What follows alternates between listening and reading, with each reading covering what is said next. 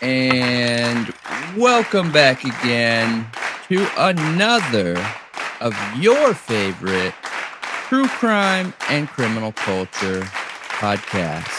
My name's Brendan. And I'm Malia. Welcome to the show.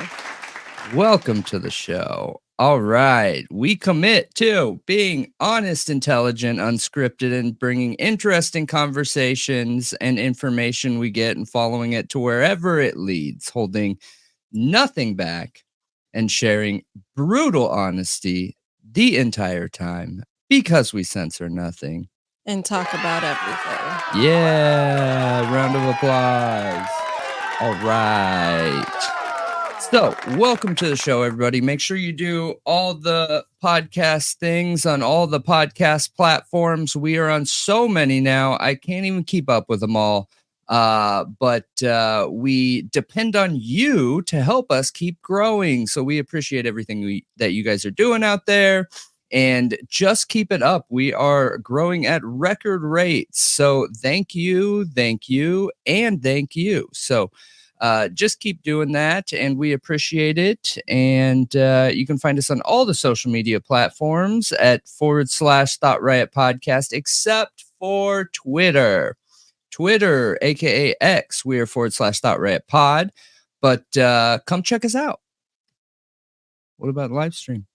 Yeah, we live stream the True Crime Talk Show every Sunday, Monday, Wednesday, and Thursday. 9 p.m. to 11 p.m. Central Standard Time.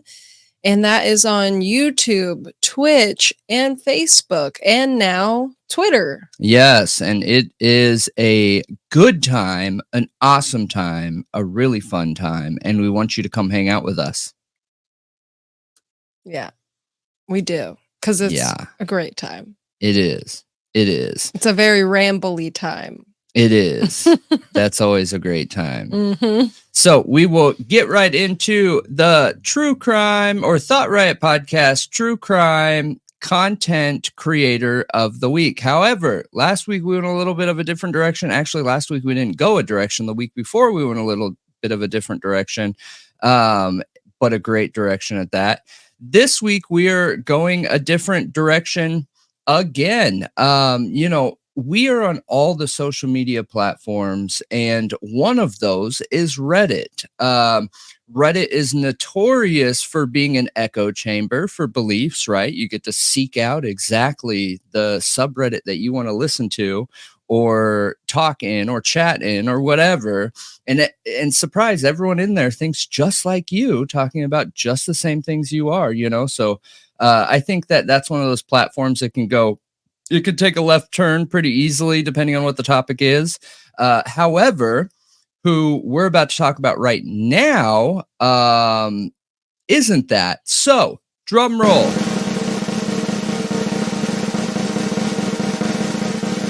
It is Bryan Kohberger Moscow. Subreddit r/Bryan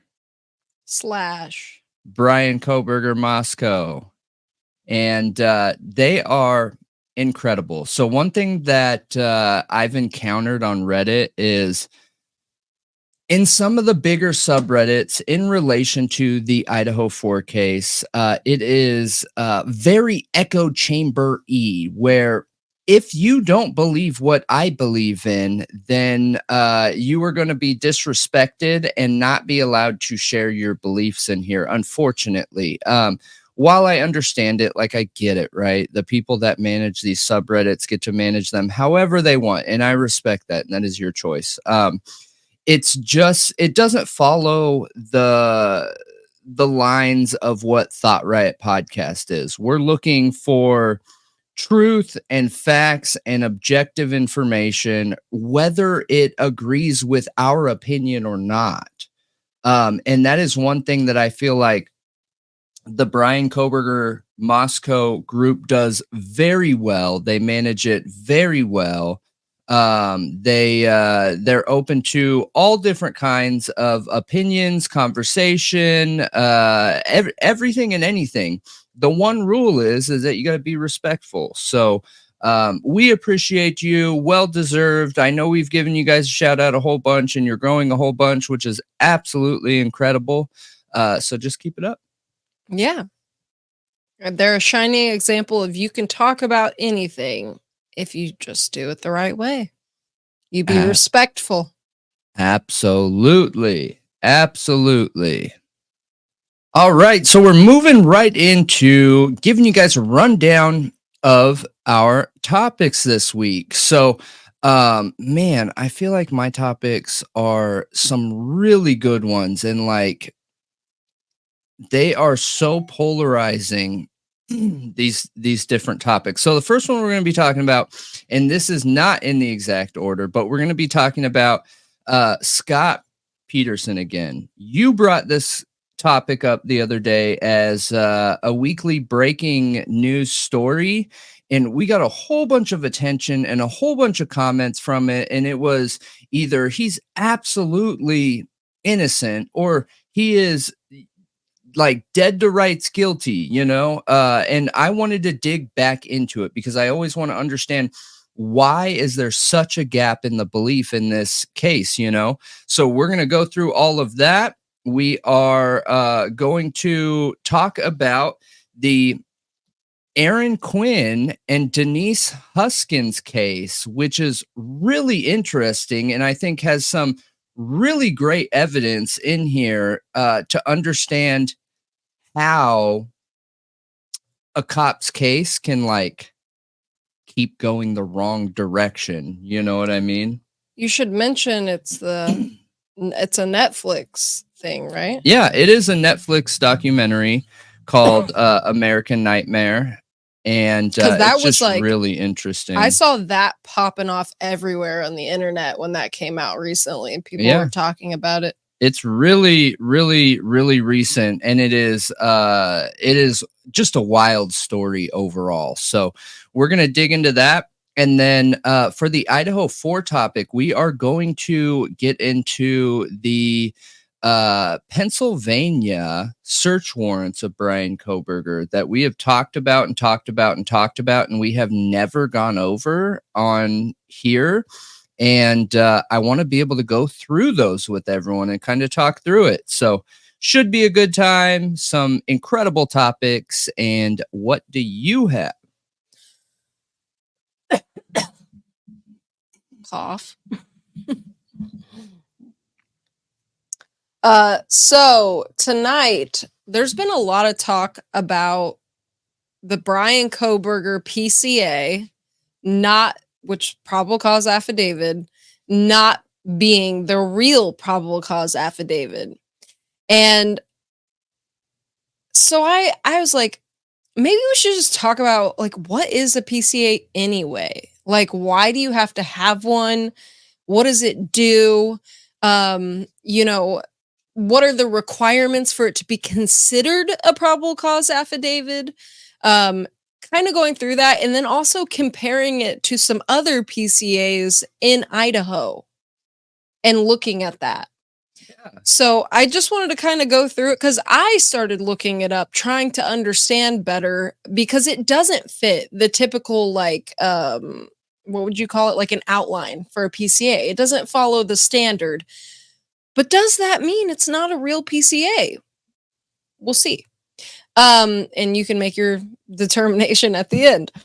Then I am going to be digging into all the Delphi drama that's going on right now with the Richard Allen case. The man accused of Abby and Libby's murders in Delphi, Indiana. And that the defense is still trying to get Judge Gold to step off the case. The prosecutor McClelland is trying to get the defense in trouble and in contempt of court for talking to the media and writing the memorandum, and that Richard Allen's the attorneys that were appointed by Gold, that were handpicked by her after she kicked off his original lawyers, they stepped down because his old lawyers got reinstated. And then William Labrato, one of the lawyers, came out and talked to the media. Like, there's just a whole bunch going on. And there's a Facebook post that involves Judge Goal that I think heavily points towards bias. A new Facebook post that I've seen floating around that I was like, whoa, because that's the whole thing here. Is like, is she biased? Is she not? I think she is. But, you know, I don't know. We're just going to talk about it and see where it goes. Yeah. And then the last one is going to be about the Kansas City 3. And the toxicology recently just came out. I have a little bit more information, and I feel like a lot of the talk around this whole drug situation is like kind of novice. Like a lot of people talking about it and don't really know that much about it. So I wanted to kind of give some of our takes on it with quite a bit of life experience that we have in knowledge and some, research I've done, and kind of dive into that because it's been a mystery this entire time. Like nobody's known what to think. Yeah. And there's a man being accused by the public, but not the police. Yeah. Which is also another interesting element to this. Sounds like some good topics. That is awesome. All right. So we are getting right into the breaking news of the week from Thought Riot Podcast. And number one from me is a 22-year-old man has been charged after allegedly targeting a child predator and fatally shooting him last year in Houston. It is a pretty big story right now. And it says on May 29th, 2023, shortly before 4 a.m., the Houston Police Department responded to a report of an unresponsive man with multiple gunshot wounds in a ditch at the 900 Northwood Street, Houston Fire Department. Paramedics also went to the scene and pronounced the victim, who later was identified as 37-year-old Sean Showers, dead. So, based off everything I'm reading here, and remember, for those of you watching, the breaking news stories are just a quick rundown of what's going on before digging into any background or anything like that. But essentially, this 22-year-old, this guy, felt like they weren't doing enough for child predators, and he sought a child predator out online, pretending to be a minor and setting up some kind of sexual arrangement to hunt this man. And he went out there with the intention of ending his life, and he did it. Yeah. So vigilante justice. Vigilante justice. I'm curious how somebody connects the dots like that, because, like, okay, we have someone dead and you going to jail forever. So, like, in the grand scheme of society, we essentially just lost two people when you could effectively share that information and get him locked up. This guy that was killed already had charges from 2009 from having, illegal photographs. I'll just say that. Yeah, so, there's actually a lot of YouTube channels out there that are citizens who set up stingray situations like this and then just report it to the cops. Yeah, and they yeah. can get people locked up for that. They do it all the time. So killing him, yes, while you may have taken a predator who may have hurt a child, which you don't know if he was offending or not, the issue with the photographs, yes, that's a problem, and it supports the harm of children, and it's absolutely disgusting. But, like, do we know if he was actually an offender? You know what I mean? He was. Like somebody who has done things physically. I mean, I don't know if that's a good defining difference there, because we know he was an offender. He absolutely was charged with pictures at one time. My point is, absolutely was going to meet up. Yeah, I see what you're saying. But my point is that, like, I could see his line of thinking, well, I just saved children. Like, they will never be hurt by him. But you would have to make sure he's somebody who would actually take that step, because there are some of them out there who don't take that step. So is it worth putting your life in prison? You know what I mean? Yeah, I get where you're going with it. However, I don't think any of it's okay. Like none of it. Absolutely none of it. So for me, You're cringing at what I said. I can't draw that line. I don't care if he is if he would maybe make that decision or not. Like you were breaking the law. You had illegal photographs in 2009 and you were actively seeking somebody out online. And yes, I feel like he would have done that because otherwise he wouldn't have been there at the meet. Yeah, you're right. You're right. So I don't see that kind of vigilantism as a positive thing, though. He is equally wrong. Like, okay, maybe you saved some kids from that man, but if you have any actual understanding of how many predators are out there, you did nothing. All you did is rob the general society and US citizens of 2 people, right? When it just should have been 1. It should have been 1 behind bars and 1 a reoffender in this. So I don't know. I don't co-sign anything having to do with anything like that. If you want to be some kind of justice warrior and feel like you're making change because our laws aren't harsh enough for child predators, do it the legal way. I mean, that's the only way you're going to make a change that's impactful enough to last and actually do something. Because in a lot of situations, I agree that our laws are not harsh enough when it comes to child offenders. I really don't think they are. It's really messed up to me. I've seen kids get harmed and then their offender be back out on the streets in 5 years or less sometimes. I think that is like an area we need to change that. Yeah, we can do better. We can do better. And there just needs to be, I'm not necessarily against the amount of time we give them.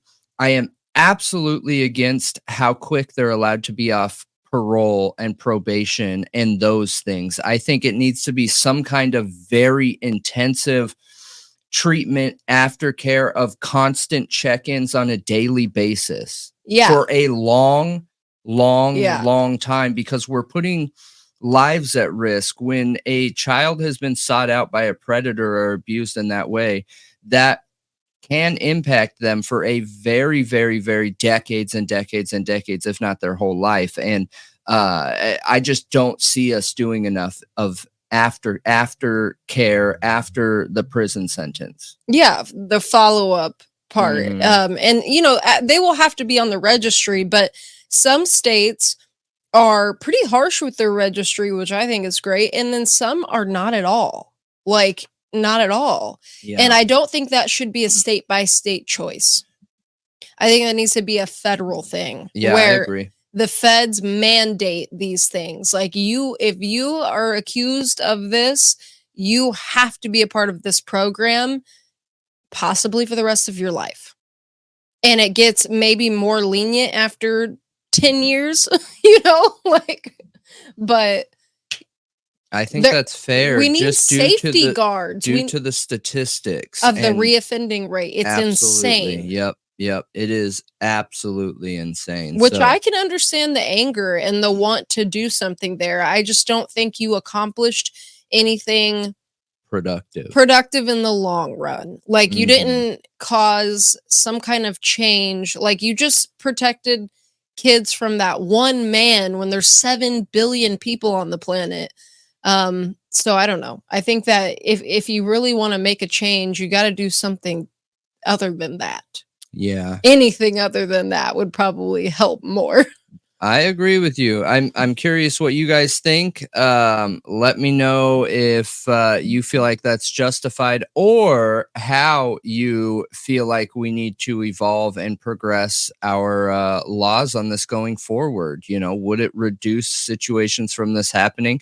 You know, there's a cop statement in here that says like, oh, I was so shocked to see this even happen. I feel like this is a situation out of the movies. I mean, I'm not shocked. No. And I don't feel like it's out of the movies. I feel like this is one of the biggest topics of contention for most of Americans right now is how lenient these laws are, especially people with kids. So I just think we could be doing a lot more. Yeah, I think But it's I'm a major curious what you guys think. major issue for a lot of people right now. Yep. Let us know.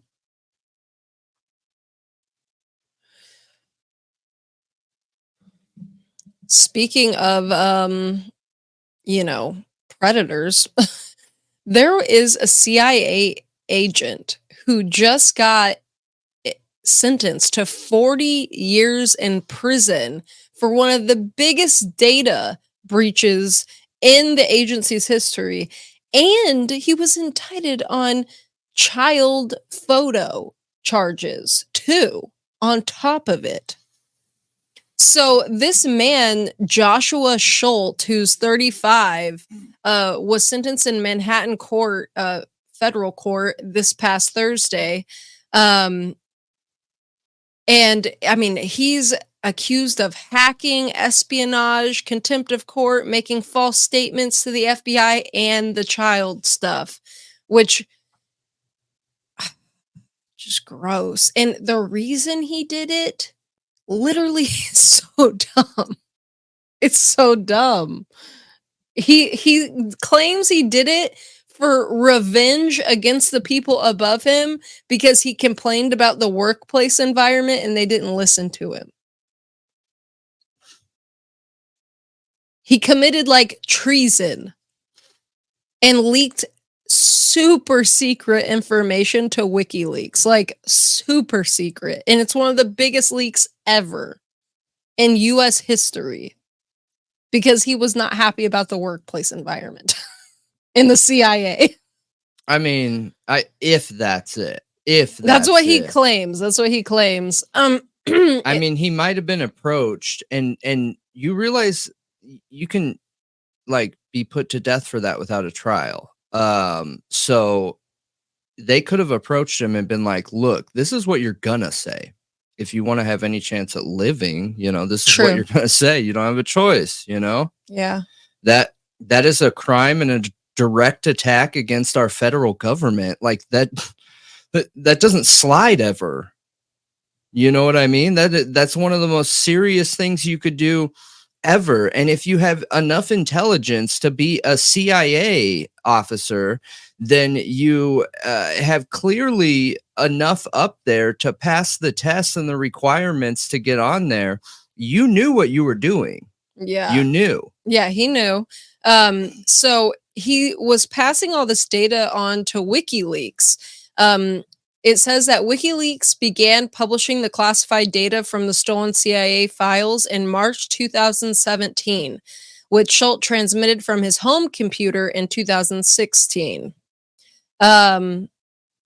He wiped and reformatted his home computers and internal hard drives. They also felt like they feel like he doesn't really understand the weight of what he did still, even after this. I mean, I don't think he did either. Like I said, does this guy understand that the offense that you committed, like you can be sent away with no trial, dude?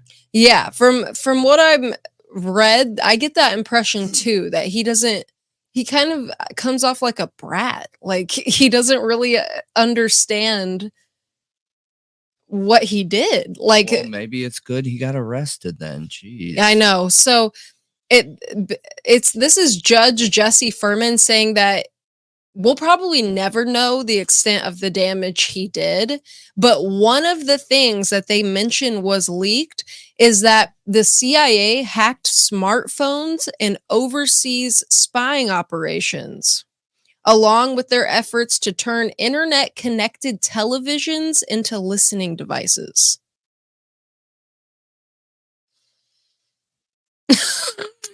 We were just talking about TVs in one of the cases we were covering and how if it was possible to pull audio or video because they all have mics and cameras in them now.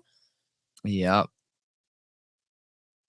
Is that recording somewhere and how do people turn that on to record? I mean, I've heard somewhere, I don't know this for sure because I haven't looked into the science behind it, but I've been told before that anything that has a micro or anything that has a speaker can also be used as a microphone. Not good quality, but it can be. I don't know if there's a way to even hack into items that only have, a speaker or a speaker, and or what, but it's interesting. It's an interesting idea. I don't know, but this doesn't surprise me. I know that we have back ways into electronics. Like, that's not surprising. I wonder what countries they were doing that in. I don't like it. Don't get me wrong. I don't like that, but there's nothing I can say that's going to stop it. So, I don't live a criminal life. So what, you want to listen to me like eat my snacks at night, True. You're not going to get much from me either. Yeah. You're probably just going to be grossed out when you watch me through my TV.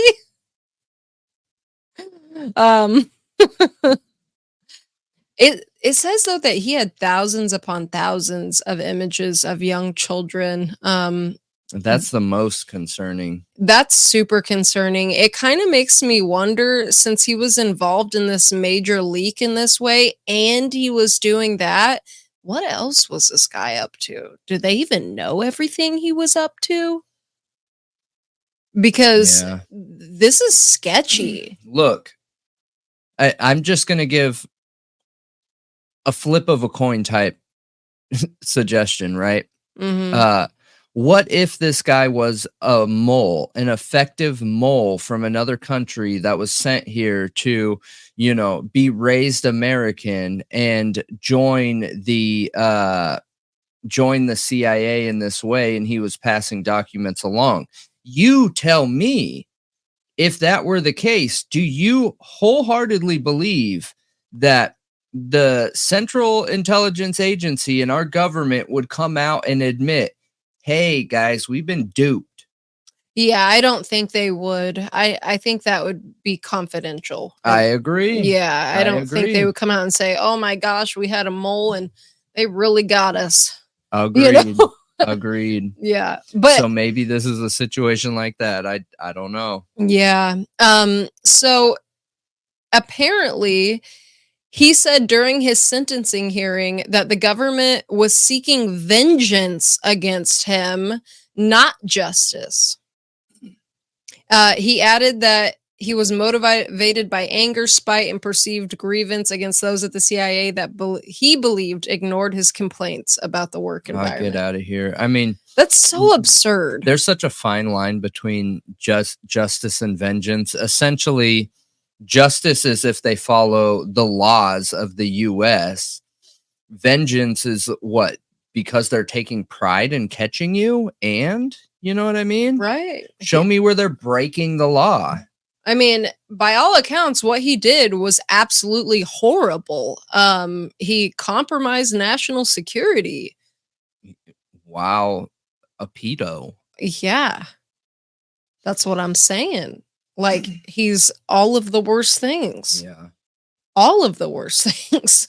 And he seems to not care at all. The drawing of him makes him look odd.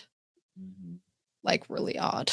But I thought the whole smart TV thing was interesting. That's really what caught my eye the most from it, where I was like, because I don't care about this guy, let him rot, you know what I mean? But the whole smart TV thing, and knowing that WikiLeaks has been getting this information, like real classified information that they shouldn't have been, can they take action against WikiLeaks for that? I would need to update myself on the laws. I believe so. I believe that anything that came from him is considered federal government property. Like, they own that. It doesn't matter if it's a word, a singular word, or if it's 10 million words, that is the federal government's property. So sure, I think maybe so. But I mean, there's a lot that goes into trying to track somebody down that knows what they're doing with technology, and good luck. You know what I mean? Right. Like, how are you going to hold someone accountable if you can't find them? So, well, let me know what you guys think about this story. It's a crazy one. yeah. Maybe try to find out where the computer or camera and microphone are in your TV and cover it with a little piece of tape like the FBI suggests. I joke. Maybe. All right. Breaking news update number 2 here, you guys. There are a few new documents on the Bryan Kohberger docket submissions. So I'm going to read through these and then we'll talk through them a little bit. But first one here, and we talked about this a little bit on the True Crime Talk show, but you guys who watch our pre-recorded content need to hear about it too. So, State of Idaho versus Bryan C. Kohberger, motion for change of venue. Motion for change of venue. Comes now Bryan C. Kohberger by and through his attorneys and hereby moves this court for a change of venue. By this motion, Bryan requests a jury pool from outside Latah County. This motion is made pursuant to the 5th, 6th, 8th, and 14th Amendments to the U.S. Constitution. Article 1, 1, 6, 7, 13, and 18 of the Idaho State Constitution, ICR Rules 21 and IC 19-1801. A fair and impartial jury cannot be found in Latah County owing to the extensive inflammatory pretrial publicity, allegations made about Mr. Kohberger to the public by media that will be inadmissible at his trial, the size of the community, the salacious nature of the alleged crimes, and the severity of the charges Mr. Kohberger faces. Enlarging the jury pool will not do anything to overcome that pervasive prejudicial publicity because Latah County does not have a large enough population center to avoid the bias in the community. Further, the size of the community and the interconnectedness of its citizenry is problematic and will prevent a fair and impartial pool of potential jurors. Mr. Kohberger, by and through his counsel, requests an opportunity to be heard through evidentiary presentation and argument no sooner than the end of April 2024, dated the 30th day of January of 2024. And yes, it is signed by Ann Taylor. So we've already talked about this once, and we're going to dig back into it again. Me personally, you guys, I think the most important thing that I think has to do with changing the venue isn't even included in here. It's no secret that this entire community is ran by that school. Scott Green as the president, we know he has a ton of power. We know during the investigation he was meeting every single day with the police, which already is super strange. Like really weird. Really weird When police and local government, school, whatever you want to classify that as, are combined in such a way where a college president can make important decisions on how they're going to proceed forward. Like it's problematic. But anyways, we know how much power the school has, okay? That school has over 50% of the permanent residents employed in that area, okay? What do you think would happen if Bryan Kohberger was found not guilty? How likely do you think adults are going to send their kids to that school and feel safe about it? I think that's going to be impacted huge, because even if Bryan Kohberger were to get found not guilty, and most people believed he was guilty, there will be enough doubt where they're going to be like, I really think he's guilty. I really think he's the one that did it. But do I want to take the risk by letting my kid go to that school and be wrong, and maybe it's some other local in the area? There's too much gain for Bryan Kohberger to be guilty. Too much. That's my opinion. That is the most important thing here, and it's not talked about. But if I was Ann Taylor, I might not want to attack the college either. That's not going to win you any favors in this area. So it is not. But I think that's the biggest reason why it needs to be changed, because every single person that's from that area benefits from the school and benefits in Bryan Kohberger being guilty, being the guy. To me, that doesn't sound very unbiased and objective. No, yeah, I think there's too much just investment. And like 50% are employed. Well, all of that 50% have wives or husbands or children or grandmothers or grandfathers. They have family probably there too. So how many people are actually connected to the university, even if they're not employed, but connected to it somehow, depend on it being there somehow? Yeah, I agree. I think all the reasons that were given in here are real reasons too. I really think they are. And somebody brought this up in our chat when we were first talking about this, when it very first dropped, but they were like, imagine being the one person on that jury that disagrees with the rest of them, and the jury findings get held up because of that one person. How do you think those other people are going to go out in the community and talk about that person? It's already hive mind. You're setting this up to be a hive mind. You have to all agree, or you could be the outcast of the community next week. I mean, that does not feel like justice. That does not feel like unbiased jury. It doesn't feel objective. Yeah. Yeah. So, I don't know that if in a small town like this, the jury should ever come from the small town. I don't know if they ever should, to be honest. I agree with you. Small towns are echo chambers. They are hive minds. They're like sewing circles. There's always a ton of gossip. I just don't know if that's the best pick for a jury pool. Yep. When the crime happened there. I hear you. Yeah. But I'm definitely curious what you guys think. Is this even a shock to you? I've been waiting for this to come. I knew it was going to come. Not even to mention the fact that changing the venue releases them from having to meet this very small window of, the case must start when the summer starts and it must be ended by the time the kids come back. Like, get out of here. That is insane to have someone that is up for a death penalty case and be like, we are going to force it to fit in this time.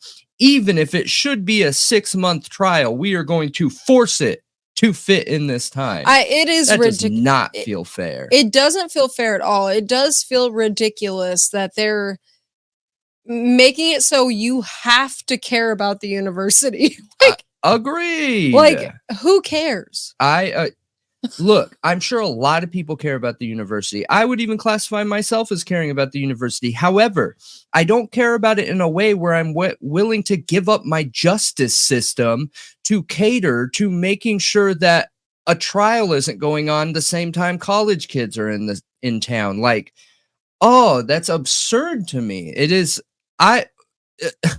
absurd. I don't even have anything else to say about it. It's just one of the most crazy things that I've heard. However, I didn't grow up in a small town. I get it. So I've never had to deal with any issues like this. I've always lived in large metro cities. But it blew my mind.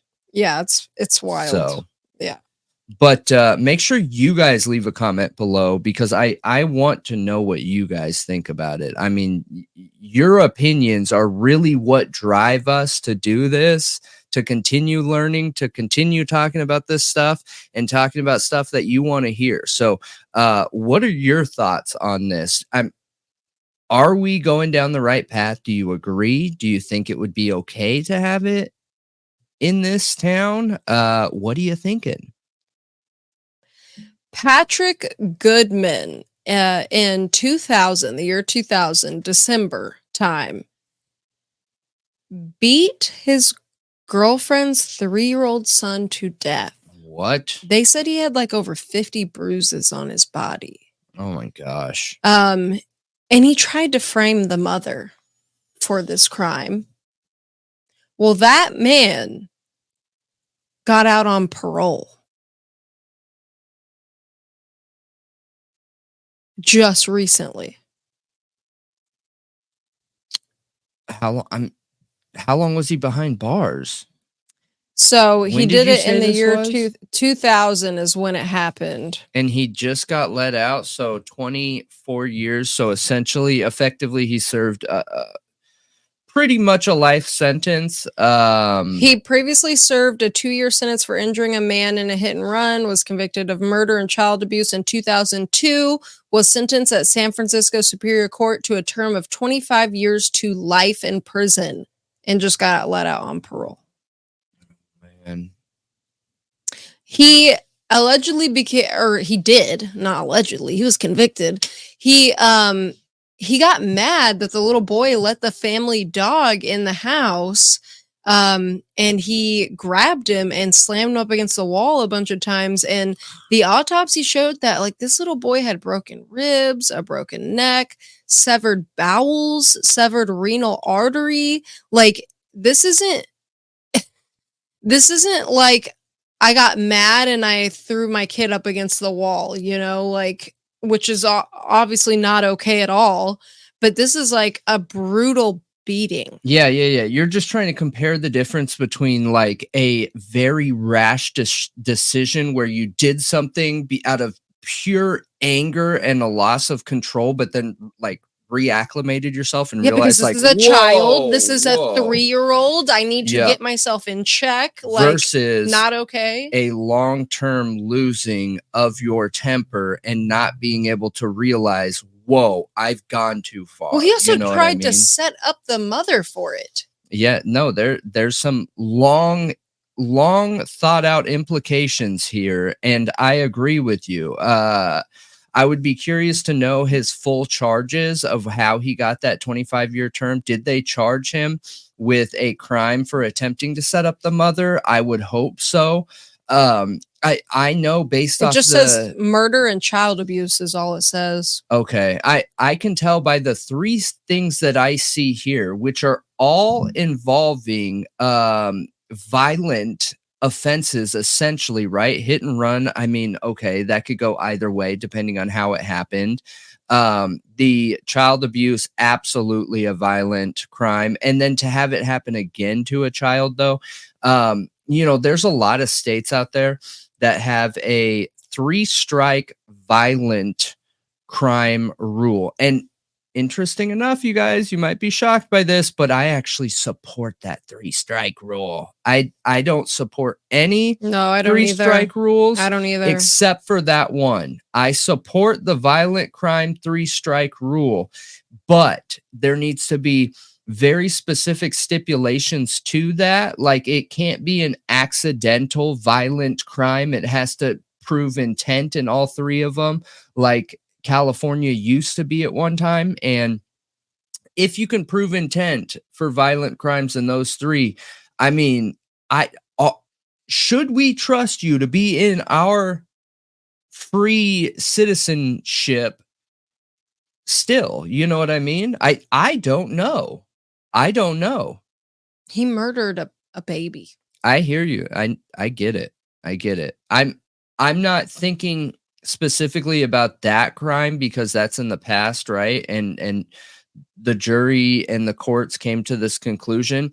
I'm worried about the future and what he could do to other people. The fact that he has 3 repetitive times of being a violent man, and the 3rd time, after not learning the first 2, tried to even set somebody else up and take it even further, and it was the worst out of all 3 of them, shows that an inability of learning. I'm nervous for anybody that's around this man. I don't know if he should be out.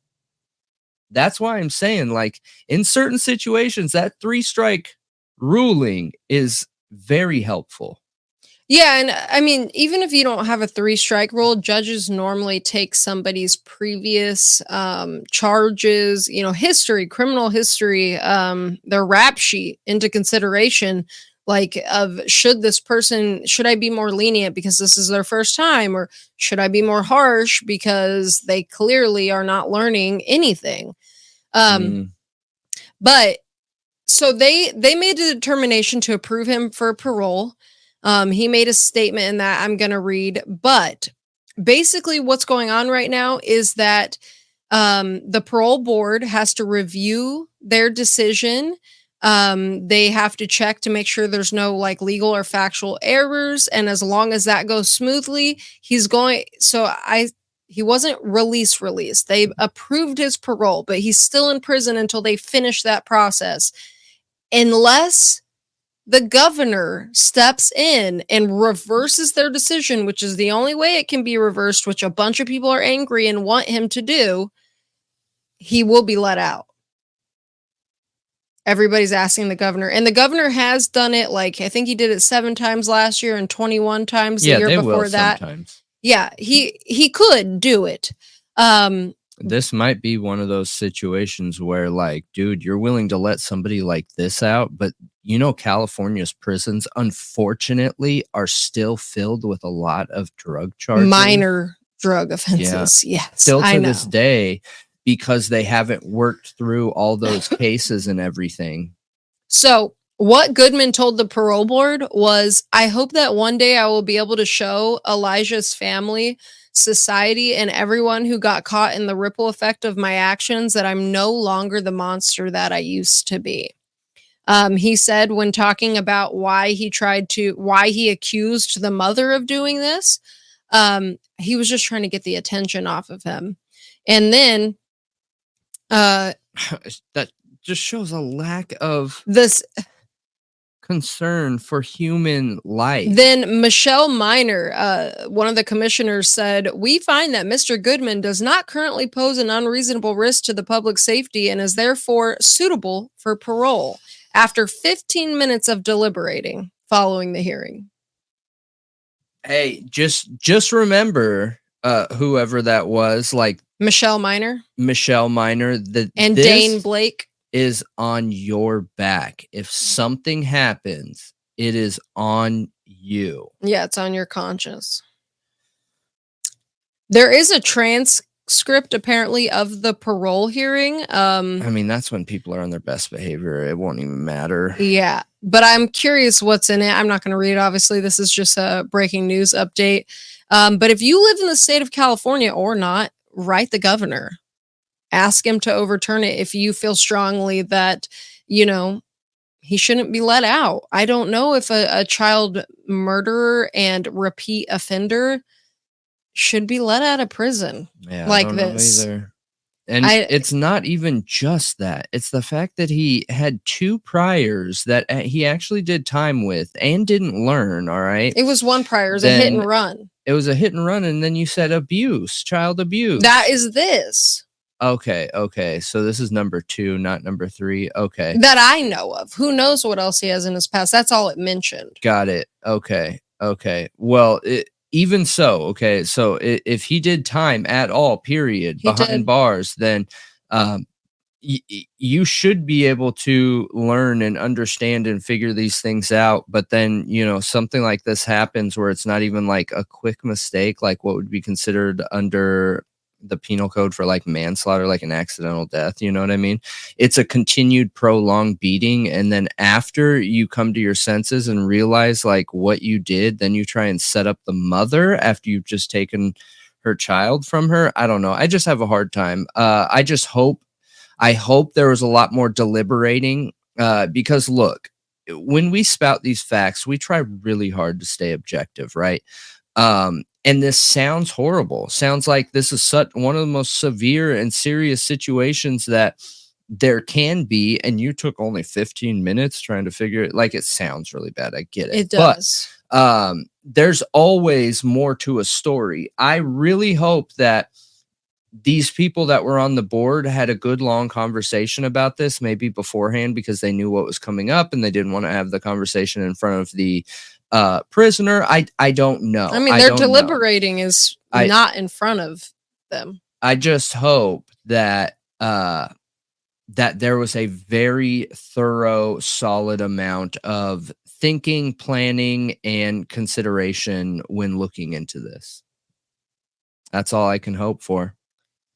Yeah, I don't know. I don't think this is right, but I want to know, most importantly, what you think about it. So please leave it in the comments. Yes. All right. And we are on an Idaho for Bryan Kohberger kick right now. And I should have said this right in the beginning, right? Our main case for anybody that is new right now is the Bryan Kohberger case and the Idaho 4 case, where we cover a new topic, a new avenue of the case at least once a week. However, because there's been multiple documents dropped, we are covering the documents dropped. Now, there were 3. We're covering 2 of them. The third one is very long. We might do it in a different video, just not the right time during the podcast. But number 2 here, and this one is interesting. All right. So this is February 1st of 2024 in the District Court of the 2nd Judicial District of the state of Idaho in and for the county of Latah, state of Idaho, versus Bryan C. Kohberger. Motion to allow certain experts and investigators protected access to view IGG materials. Comes now Bryan C. Kohberger by and through his attorneys, and hereby moves this court for an order allowing certain experts and investigators protected access to view IGG materials. Counsel for Mr. Kohberger has reviewed the materials currently available under the court's sealed order for disclosure of IGG information and protective order filed with the court on 12/29/23, and requests the court to include additional members of the defense team access to the materials. Mr. Kohberger specifically requests the current protective order to expand and allow defense experts Dr. Leah Larkin, Bicca Barlow, and Stephen Mercer access to the materials. Further, Mr. Kohberger requests that the criminal investigators that are part of the defense team be allowed to have access to the materials as well. Expanding the current protective order to include additional members of the defense team and experts includes each additional person subject to the restrictions of the protective order. This request is grounded in Mr. Kohberger's 6th Amendment right to effective assistance of counsel and counsel's ongoing duty to investigate the case brought against Mr. Kohberger. Access to these materials is necessary to investigate how and when Mr. Kohberger was identified as a suspect. Dated this first day of February 2024. Bam! What do you think? Ann Taylor. I found it super interesting immediately that Gabriel Vargas was not mentioned on that list of experts. It was Leah Larkin, Bicca Barlow, and Steve Mercer. No Gabriel Vargas in sight. Yeah, so I've wondered about that too. And what's interesting is we've actually talked about this topic 2 other times, if I'm remembering correct, which you can't depend on my memory, just to be honest. But we've talked about this at least before. And, Vargas did a show with Truth and Transparency, right? Yep. And Vargas was really open, didn't break any rules of the gag order, but really got personal with Truth and Transparency. And in a way where I believe just being in sales, I want to be very careful how I say this because I don't want to offend anyone. You know what I mean?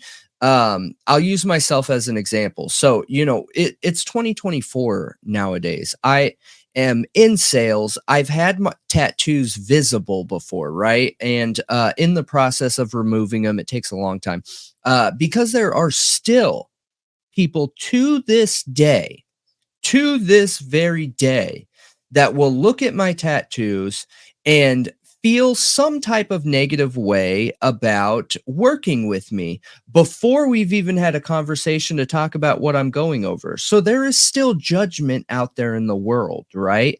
Now, if I was in California, no one would think twice. Like, who cares what your tattoos say? No one out there would probably even care enough to know what they even said, even though they don't say anything bad.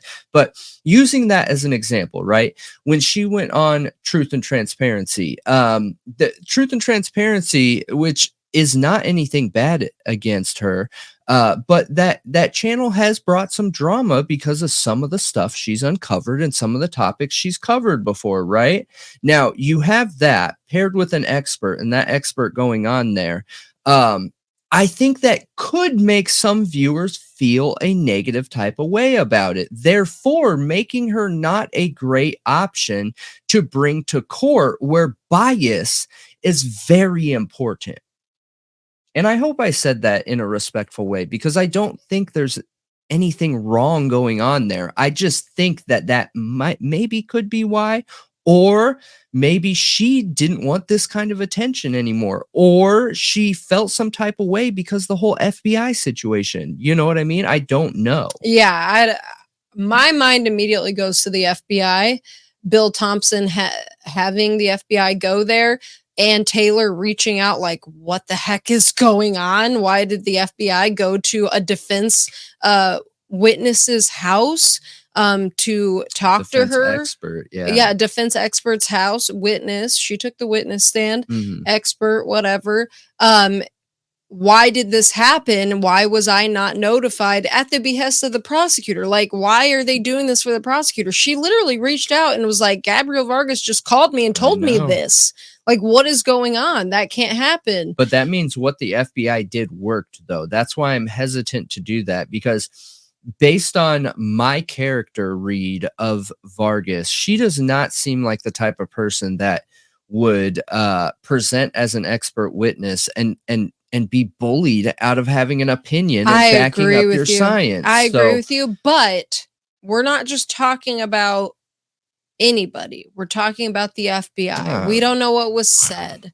Like, they have, I'm sure, more avenues and ways to get somebody to stop talking than like your average police officer or person. We just got to be careful, because that's making an assumptive jump. No, I'm not saying it's even negative. The FBI could have done additional things than just show up and want to have a conversation and make her uncomfortable. Yeah, but that is what happened. You're implying that inherently means it's negative. What if she's involved in something with the FBI and they're like, look, we don't think it's a great idea you're doing this because you're involved in this? Yeah, that's why I'm saying this. I have no idea why. Now, does it seem shady to me subjectively because it seemed like it was requested by the prosecutor in this case? Yeah, it seems shady, but I don't know. I have no idea.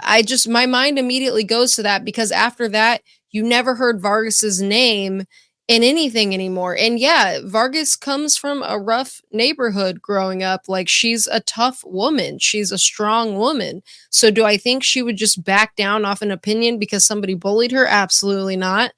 No, I think you got to expand on what you just said. That's important, because I didn't at first consider that.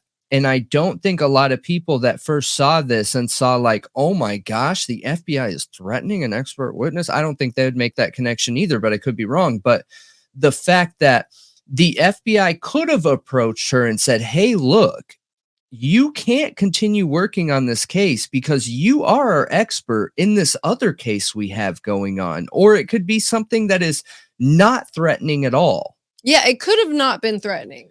Yeah, so there could be real reasons why she can't continue on this case that could impact her expert opinion on other things too. So like, there are also possibilities where it's a positive, you know what I mean? Overall, whatever. Yeah, we have no idea. It's honestly a shot in the dark. Like, I don't know. I think that there's possibilities for anything, because just like there's corrupt people and messed up people, there's corrupt agents and officers. They're out there.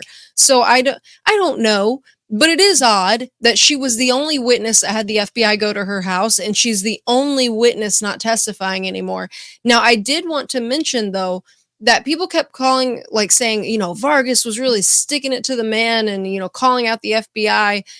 So was Bicca Barlow, though, and Leah Larkin. She was calling out the FBI? She said that's why I was confused why everyone was like, go Vargas, because I don't understand what she said that was any different, honestly, than Bicca Barlow or Leah Larkin, because Leah Larkin's declaration, Bicca Barlow's declaration, and Vargas's declaration all included that they all three knew that law enforcement was bypassing these servers, like that they could go into people who did not consent to law enforcement using their genetic profiles and use it anyway by creating a user account, or there's a back end way of doing it. Like, they all three said that. Yeah. And so I'm confused why Vargas was picked for the FBI to visit if all of them are saying, look, we know law enforcement is doing this. All of them said that. Here's another theory too, again, using the Truth and Transparency interview and stream. So I don't know if I saw any other creator where she went on their stream. Now, Lana, Truth and Transparency, I believe, based on what I've seen, I could be wrong here, so don't quote me up, but I believe she thinks that Bryan Kohberger is innocent, right? And she's fighting against like the investigation, things like that. Maybe she doesn't know, like us, I'm not sure. But if you go on a platform where you have a creator that is fighting to potentially prove his innocence or against the prosecution, and you didn't go on another person's platform that does believe in his guilt, that also could show bias, which causes problems for the defense. It minimizes that expert's opinion and testimony because there could be bias. Yeah. I see what you're saying. She did do an interview on one other person's channel, but I believe they are friends with Truth and Transparency, but I don't know that they are fighting for things like that. I don't really know much about their channel, but she did go on one other person's, but I don't know if that was pre-expert testimony or not, to be honest. I just know I've seen that interview before randomly. Well, it's just important to note that, like, it could be a non-negative thing too. I think that's really important because I think that depending on how you're looking at this case, it's very easy to go there. Yeah. Honestly, I mean, the only person I've seen do an interview since that is an expert is Bicca Barlow, but that was with the State Bar of Wisconsin, That was a lawyer thing, and she's doing a presentation. Like, she's not getting personal and going on a like true crime podcast and chopping it up, and she's not doing all of that. So I mean, I could see why that could affect her ability to continue to be an expert witness. I do. Sure. But well, I think too that even without her, and she is an incredible expert, I'm not trying to minimize anything. And like I said, nothing I'm saying should be taken as disrespect because it absolutely is not.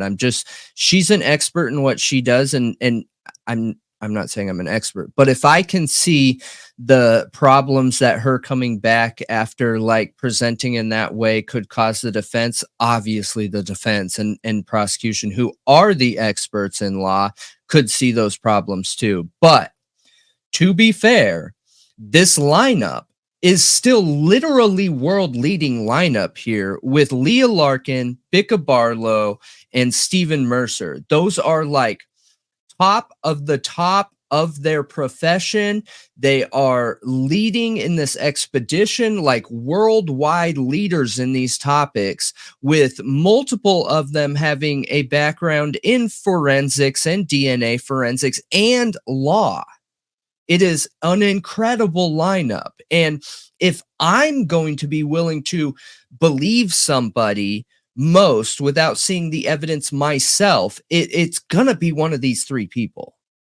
Yeah. Personally. And I am thrilled. This is exactly what I wanted to see. And I don't care if it's coming from the prosecution. I don't care if it's coming from the defense. I want real scientific experts, people that do this for a living, people that do this all the time, people that have a ton of years under their belt, that have been able to see the ins, the outs, the ups, the downs, the good, the bad, and everything in between, and are going to be able to speak to it in that fashion and say, look, let me really break it down for you, you guys.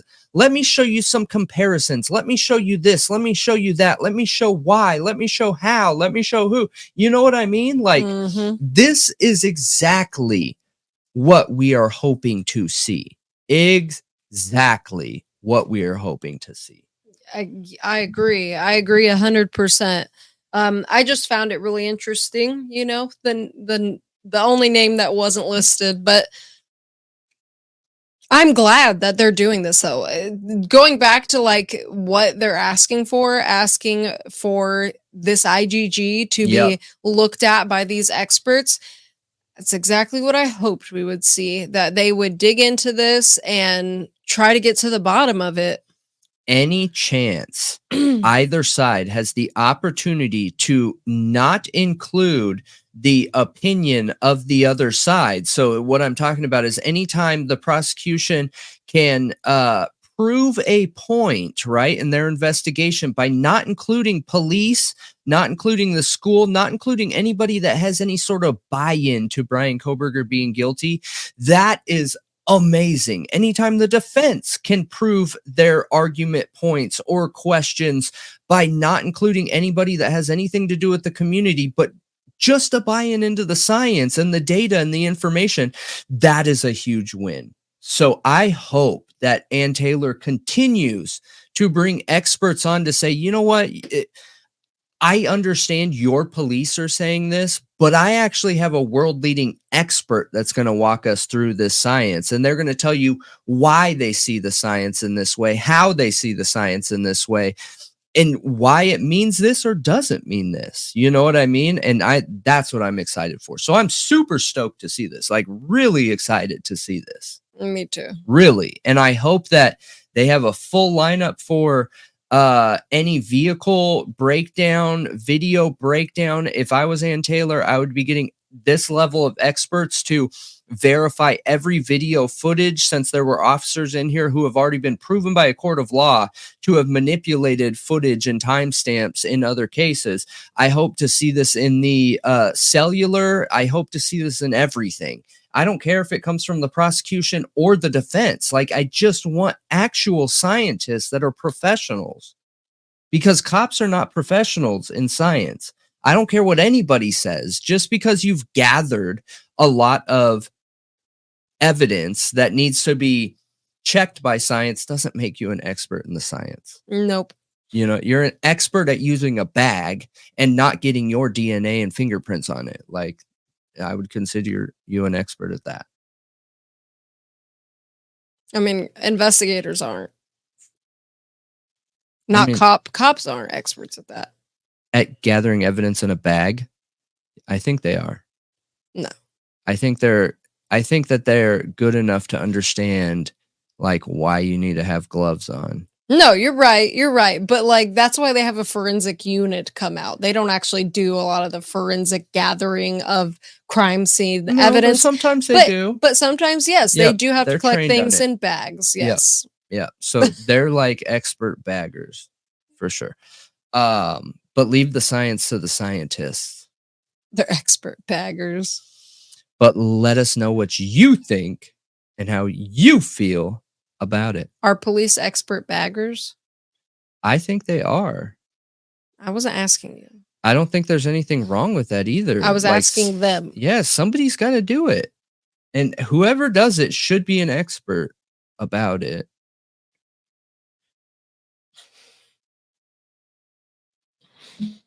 This past Tuesday, a man named, what is his name? Justin Mon? I think that's how you pronounce his last name, Mohn.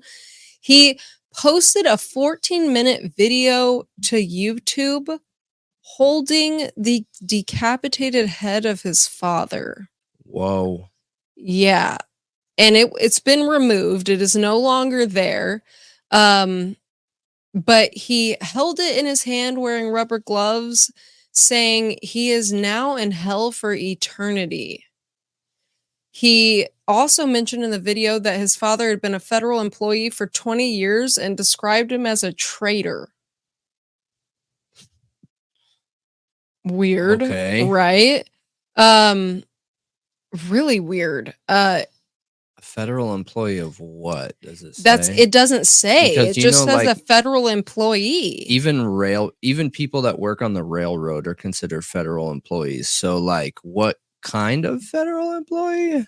It doesn't say, but it says that Justin also expressed hostility to the government workers and called for the death of all federal officials. Oh, geez. He just needs to be behind bars, dude. Come on. Yeah. That's insanity at its best, in my opinion. Like, it is absolutely nuts. So the cops ended up tracking him down in his father's car with cell phone pings, and he was arrested around 11:30 p.m.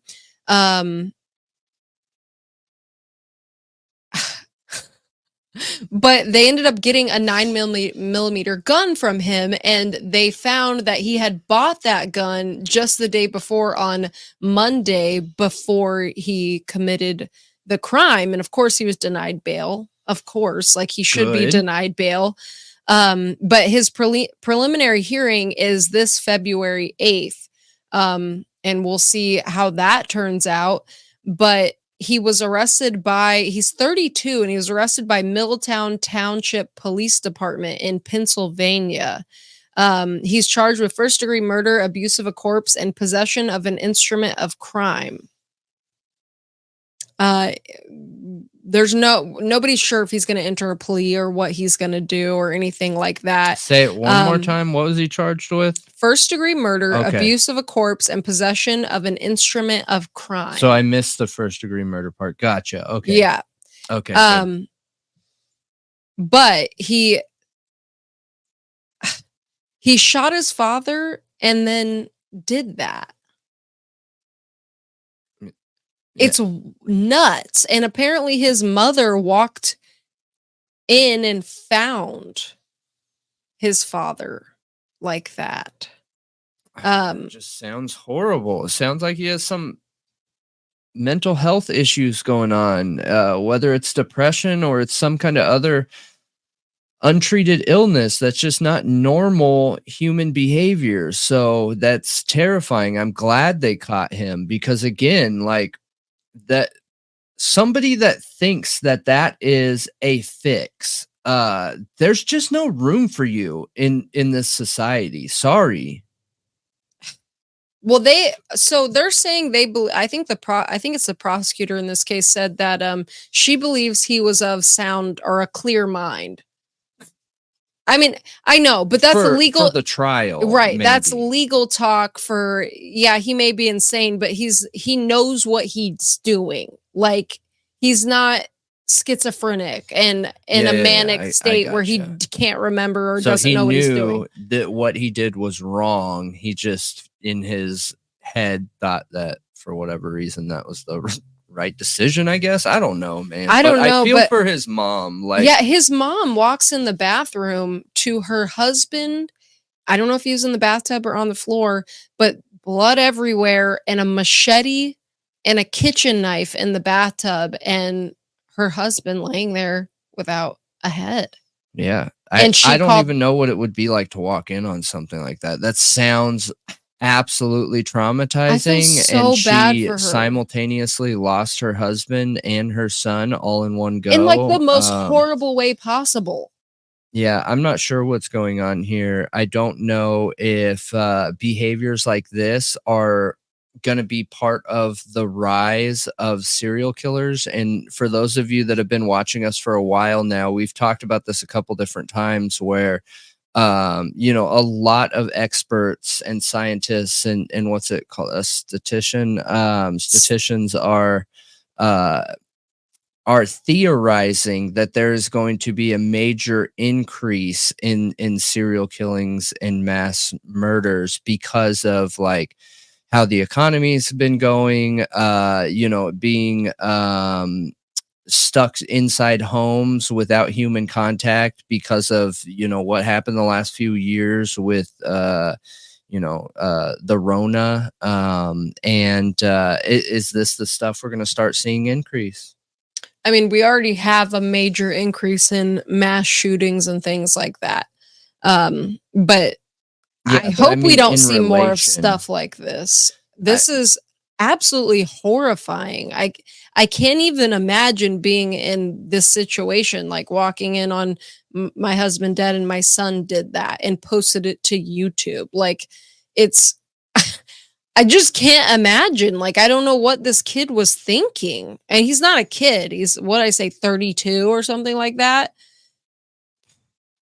I just don't know. I don't know, man. And I never, ever, ever, ever, ever want to seem like I'm victim blaming, but one of the first places I look at is parenting. So I'm not bringing that up saying, the mother or the father had something to do with this, but a lot of times there are other every action causes an equal and opposite reaction. Some decision could be made that could have caused a chain reaction that maybe felt like this was his only option. I don't know, but these are the questions that I would be asking is like, okay, where did the left turn happen? And then why did the left turn happen? I see what you're saying. But what's interesting to me is that he calls his father, who's supposedly a federal employee, we don't know what agency, he calls him a traitor and then calls for death of all federal officials. So it makes you wonder, then what is his father a traitor of if you don't believe in the government and you don't support the government or federal employees, but he's a traitor and he was a federal official. So traitor to who? Yeah, traitor to who and traitor to what? Right. A traitor to what system of beliefs? Yeah. That really makes me wonder. Were they a part of something?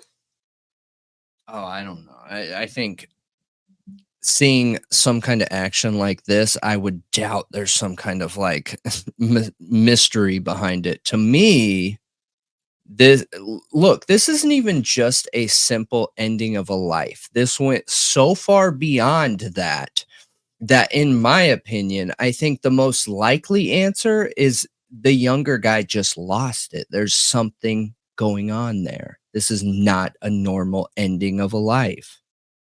Yeah, I think that's probably the most probable of answers, but my mind couldn't help going there. Yeah, absolutely. Yeah. It's just really odd. When I saw it, I couldn't believe it. I'm so curious how many people saw that video pop up, Imagine scrolling on YouTube and that popping up. I'm sure the algorithm didn't pick it up. I would think it was fake too, probably. But I think you would probably end up realizing it was real. I don't know. I don't think I would. I really don't. No, it'd just be too unbelievable that you would be like, there's no way this is real. Yeah, and also movie props and things like that, dude, they have so many different mechanics in them to cause realistic looking BLOD and things like that. There's just no way I would believe it. We have AI, we have green screen, we have all kinds of different things that if I saw it, I would not believe it. No matter what it looked like. I think I would probably leave feeling very disturbed and wondering if it was real or not.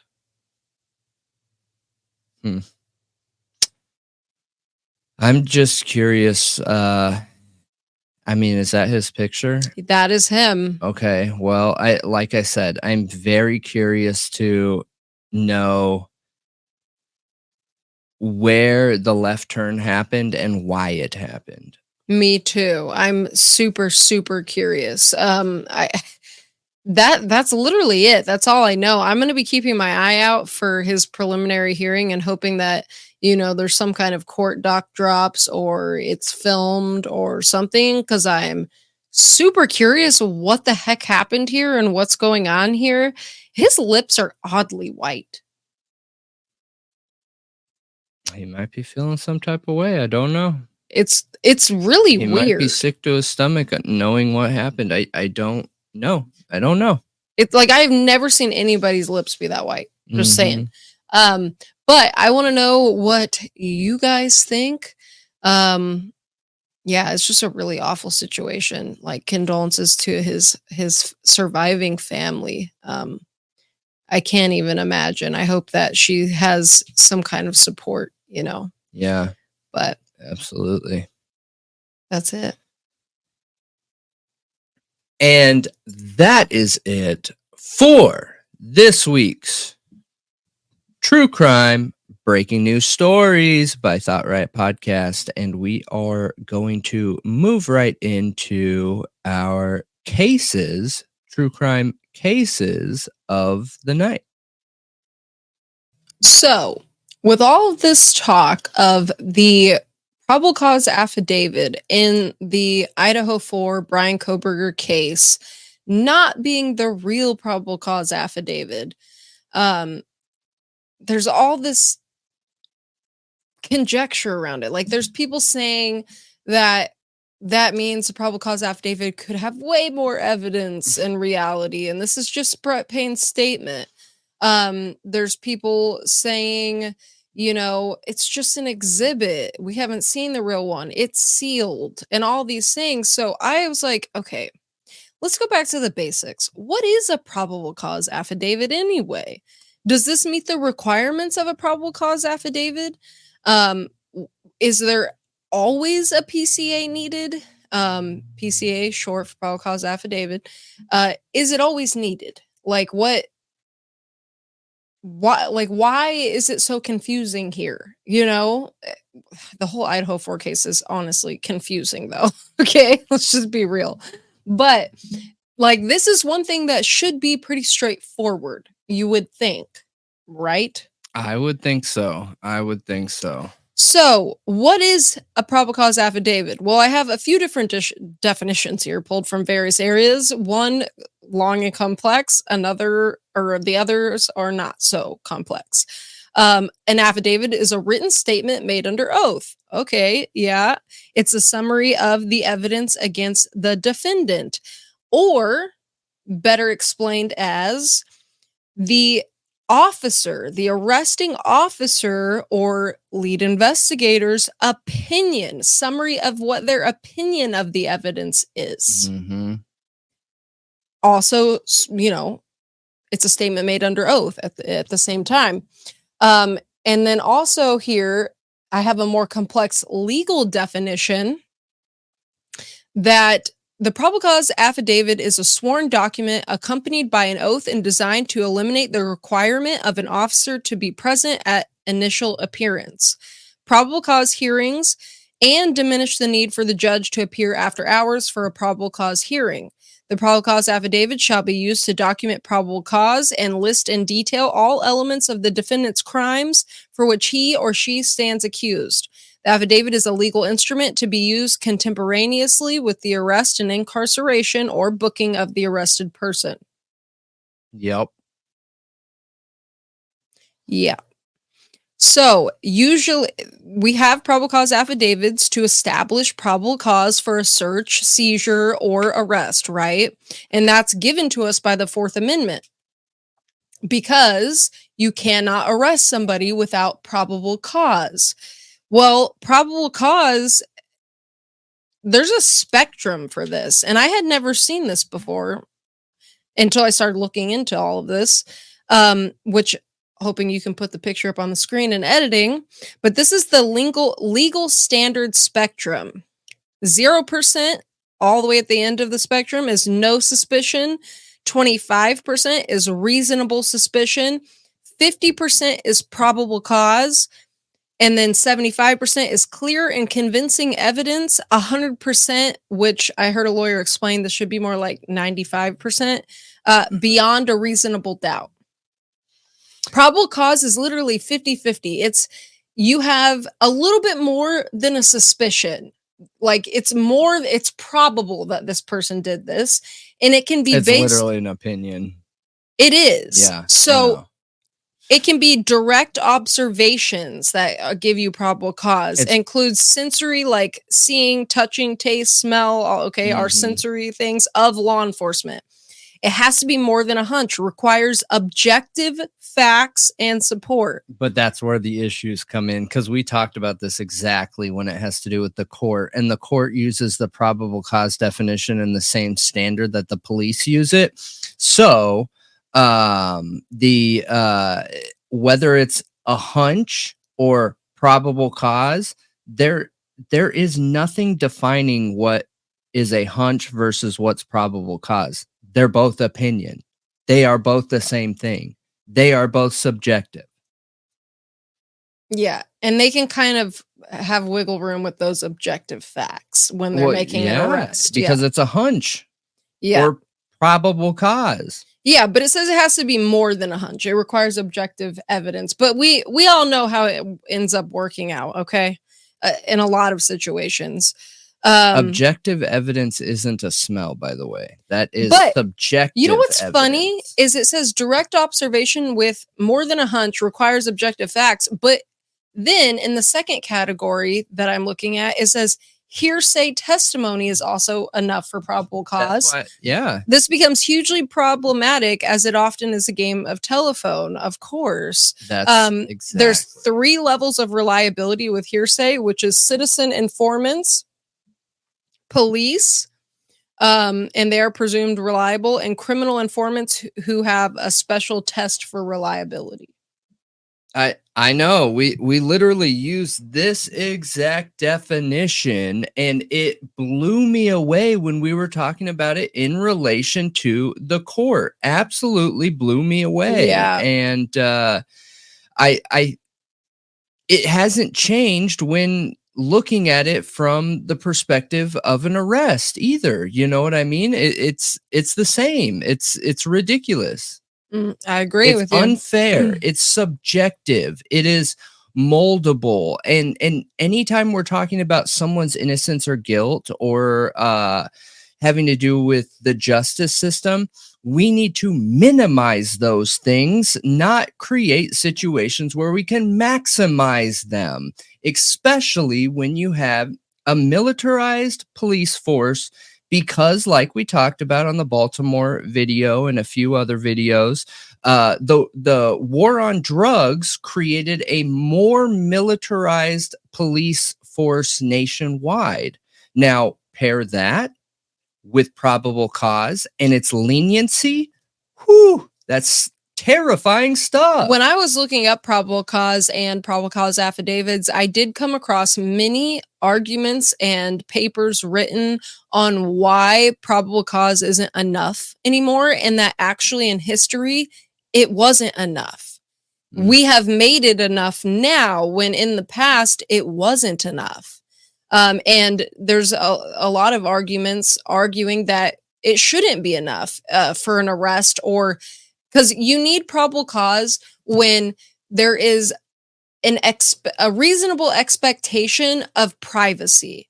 So if you are going to violate that person's reasonable expectation of privacy, you need to have probable cause. Well, some people believe probable cause isn't enough to violate somebody's privacy. I don't. Yeah. I don't think that's okay. And look, it's such a hard topic to like define, because the problem with it inherently is that everyone's definition of probable cause is different. So do I think probable cause in functionality could work to where you don't have to change, all these laws and expectations? Sure, I think probable cause could work. However, we need to put a very hard definition on that and create a definition around there must be a minimum amount of objective factual data that can prove that there is more than a hunch here. Smell, taste, that's not one of them. There needs to be a scientific, unbiased test, at least one, for there to be probable cause, in my opinion. I think it depends on the situation. Like if you are pulling somebody over and the officer really does, smell alcohol, but can't see it, then I think they do have probable cause to search the car and check. So, okay, that's different. That is, so I agree with you. I think that gives an officer probable cause to search. I do not think that gives an officer probable cause to arrest. Agreed. I think that you should then be given a choice. A breathalyzer. Look, I smell alcohol. I don't see alcohol in the car after the search, but it is very clear. So, you have one of two options here. You can either choose to do the test and breathalyzer, and then if you pass, you can be on your way. If not, or you can choose to be taken down to the station where we will administer it, or you will be charged for not complying with the law, Yeah. Yeah. Yeah. But when somebody's refusing to, maybe, I don't know.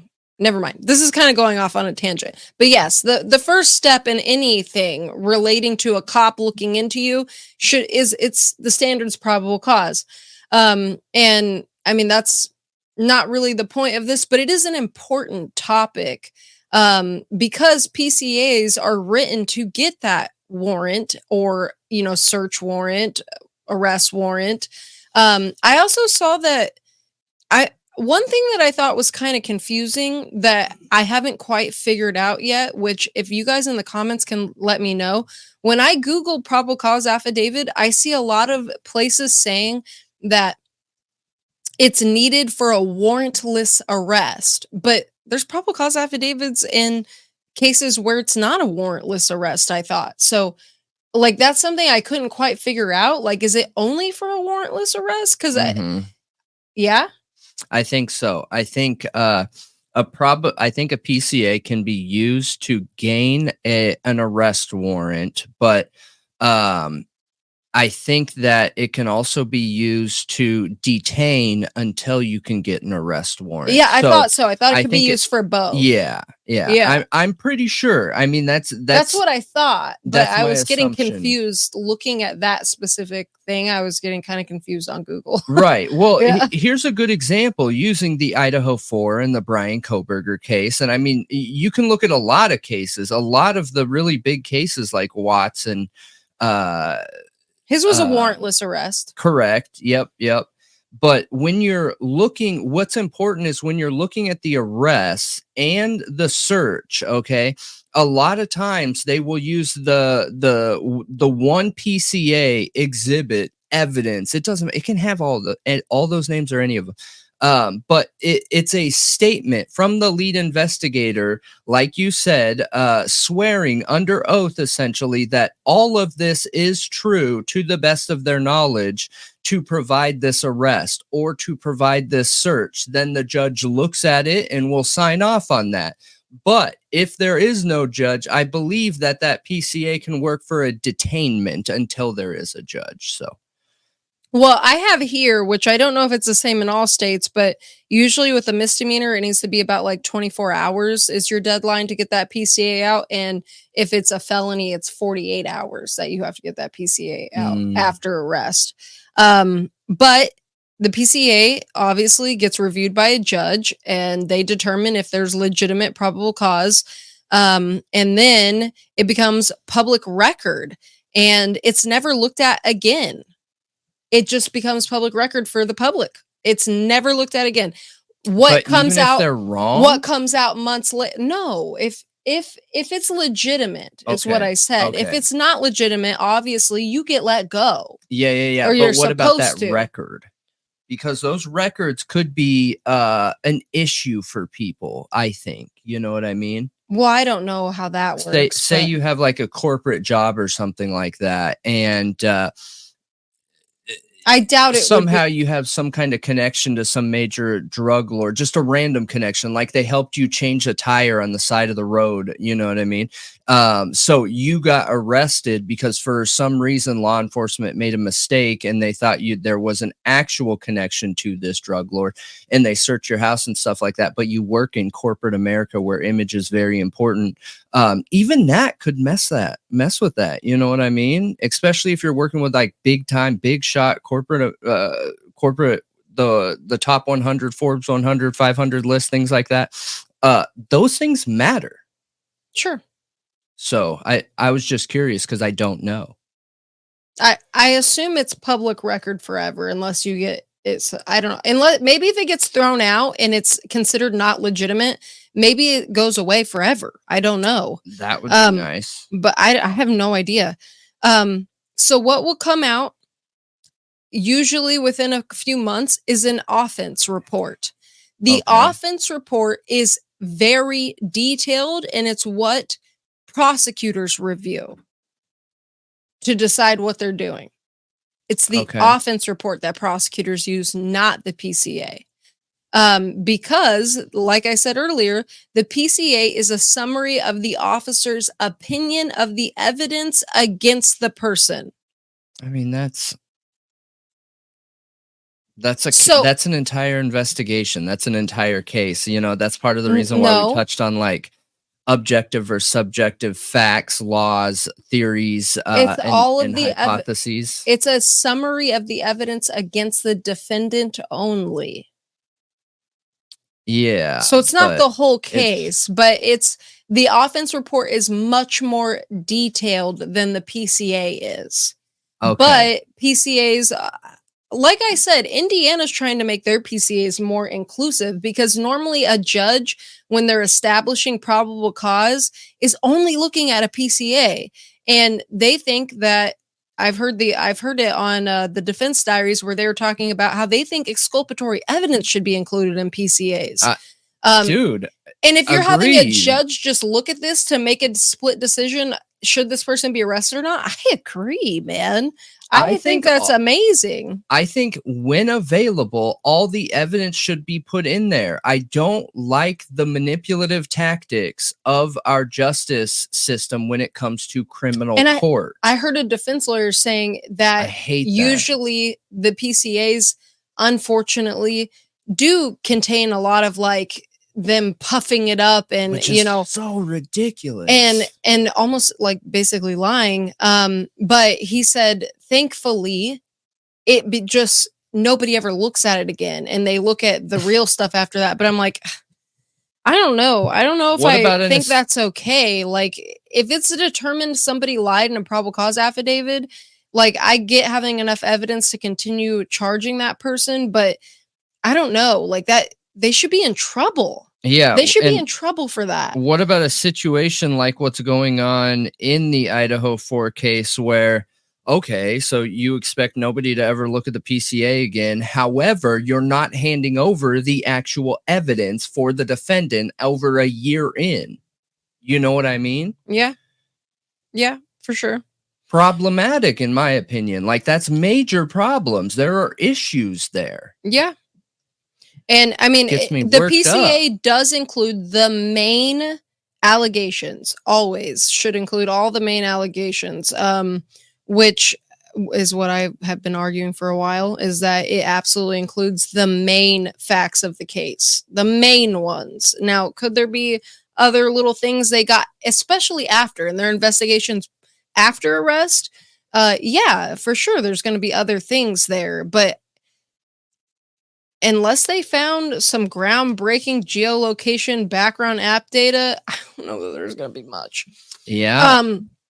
But one thing that, so I wanted to actually look at the Kohberger PCA and then look at another PCA and compare them. So, you know what's really interesting is we're looking at the affidavits for Pennsylvania tonight with my story. Oh yeah, this is a good episode to do it then. Mm-hmm. So when you look at this affidavit, because that's what it is, even if it says exhibit. Because an affidavit is a statement. Yeah. Affidavit of probable cause. Yeah. Generally, every probable cause affidavit I see looks more like that. Yeah. Or even in Idaho here, we have Major A. Kaler. His clearly says affidavit in support of warrantless arrest. There is, I'm Detective Justin Klitsch, being first duly sworn, and state that I'm the same person whose name is subscribed to the attached criminal citation felony. Like, it states all of these things at the beginning, like saying, I am this person, I swear this. Usually there's a better title than what we see in the Idaho 4-1. And then at the end, they say they declare under the penalty of perjury pursuant to the law, you know, all that stuff, the code, whatever, and then they sign it. Okay. Yeah. I mean, so hold on. I'm trying to compare, and I want to make the point linear, like in a linear fashion. Even Jeremy Best, his is the same thing. Probable cause declaration. I am this person. I swear this. These statements are true. Same thing, signed at the bottom saying I declare whatever. Well, actually, this one doesn't say that, but I think he says it in the beginning, so it doesn't really matter. But anyway, going back to the Idaho 4-1. Now, this one may say Exhibit A, statement of Brett Payne, but it does explain who exactly he is, like the other ones. It says, I am this person. I work, you know, at this police department. This is my title. I've been here this long. This is my experience. It doesn't go into those other details like of swearing and stuff in the beginning, like a lot of others do. But at the bottom, it says, I declare under penalty of perjury pursuant to the law of the state of Idaho that the foregoing is true and correct. And it is signed affiant Brett Payne. Yep. What does affiant mean? A person who swears to an affidavit. Yeah. So, I mean, what is a probable cause affidavit again? The arresting officer or lead investigator's summary of the evidence against the defendant. That is a probable cause affidavit. So, based off of those criteria, and it also being attached to every warrant, is it not the probable cause affidavit? Yeah, I mean, I've been saying it from the very beginning, and what I was gonna say for the Pennsylvania one is that the heading is just a lot cleaner, and it has, you know, Commonwealth of Pennsylvania, affidavit of probable cause, very clear, docket number, issuing authority, police incident tying to this, right? When you have evidence, warrant control number, and then it says probable cause belief is based upon the following facts and circumstances. So yeah, I agree. I understand how people are confused here. Okay. I don't want to shut down the possibility of there being some kind of other affidavit or something like that. Yeah, it's possible. And I want to be willing to accept people's theory of that, because we want to accept every theory here at Thought Riot Podcast and look at it objectively, regardless of what it is, right? To see if anything supports that.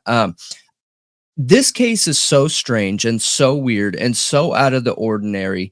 Along with gags, along with seals, along with everything else that we have going on. I understand how people are coming to that conclusion. I know we've talked about this a couple different times, but based on the fact that that's legally used in all these different places, like you said just a minute ago, that is too good of evidence that this is the PCA. It doesn't matter if it says Exhibit A. That doesn't matter. Clearly on Pennsylvania's here, it includes police incident numbers so that you can attach additional evidence to this. Theirs just looks different, and it might be one piece, which is the PCA, because Brett Payne is the lead investigator, and anything else from the other officers will be part of it in a different way, you know. Do you know what here is what I believe is going on here, okay?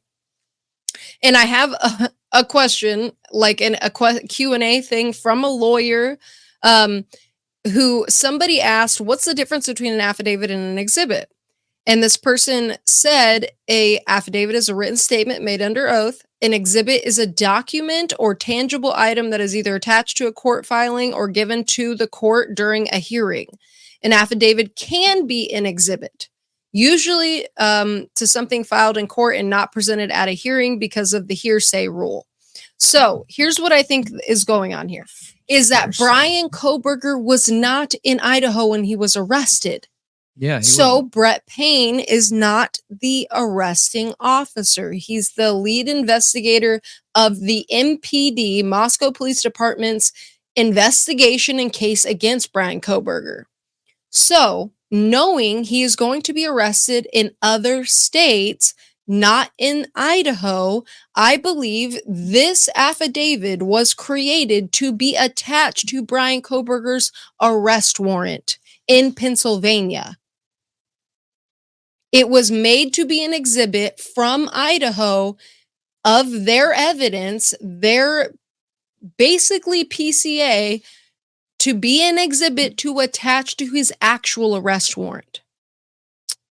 That is not in Idaho. Yeah, I think you're onto something there. I really do. Because it's attached word for word. However, I will tell you that there are some changes in it.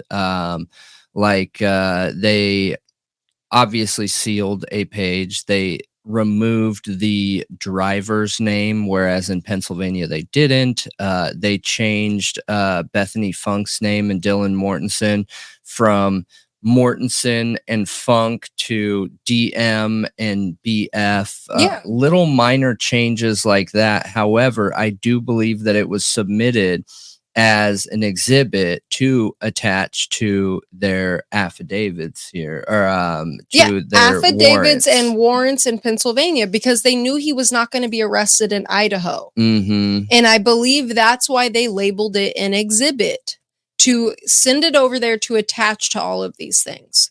So I believe it is the PCA from Moscow Police Department for their investigation, their summary of their investigation and their evidence against this person, to have him arrested in another state. Yeah, I think that's really good evidence. And with as many times as we've talked about this, I feel like it could be case closed here. However, it's really important for everyone to understand too that like this is a rough outline of what they have, legally speaking. Okay, I'm not talking on a personal firsthand basis like I have, some kind of connection with the police here. But legally, they should be showing up with the objective evidence and facts to back these claims. Yeah.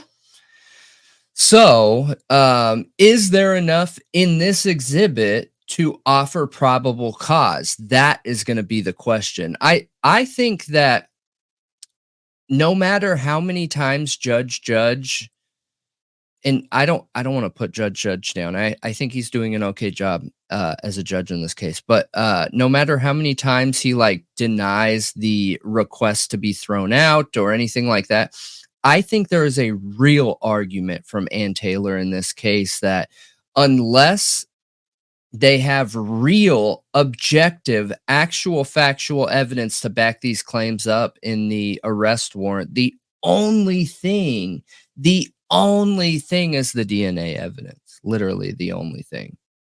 If that DNA wasn't in that arrest warrant, I personally believe that a lot of judges would not sign off on it. I just reread the entire PCA again, and I'm blown away even more at just the cell phone information. The fact that they claim that they knew where he was from the 12th, and like also that the shortest part of the entire affidavit is the part where he's actually supposedly allegedly at the house committing the crime.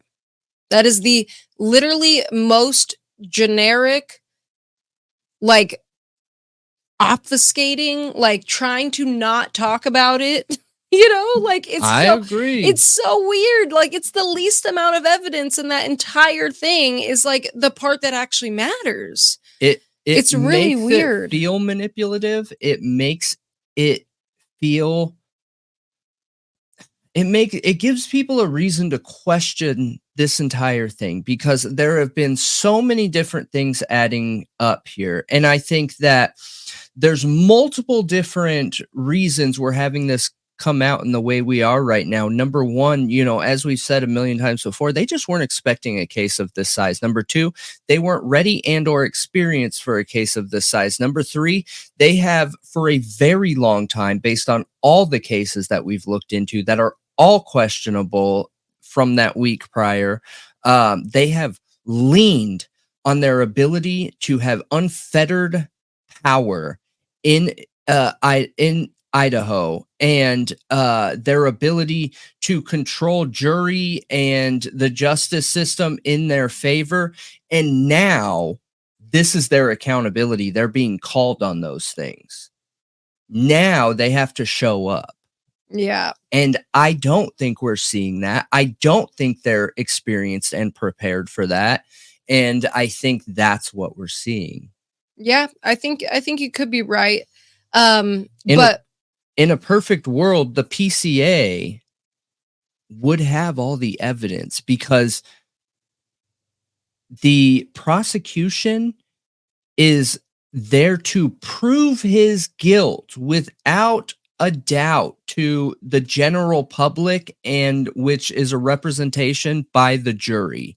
There's no reason to hide and manipulate and like, oh, don't let the defense know our approach. No, what are you talking about, you fools? You're the one proving his guilt. So you lay it all out there and you do your absolute best job to convict somebody if you believe they're the suspect. And then you let go of it. You have no more power. That's how it works. The people have the power. And I just don't think Idaho is used to that. No, I don't think they are. But anyway, I felt like I learned enough digging into what a PCA is and how they work to get that understanding of, oh, okay, so he's not getting arrested in this state.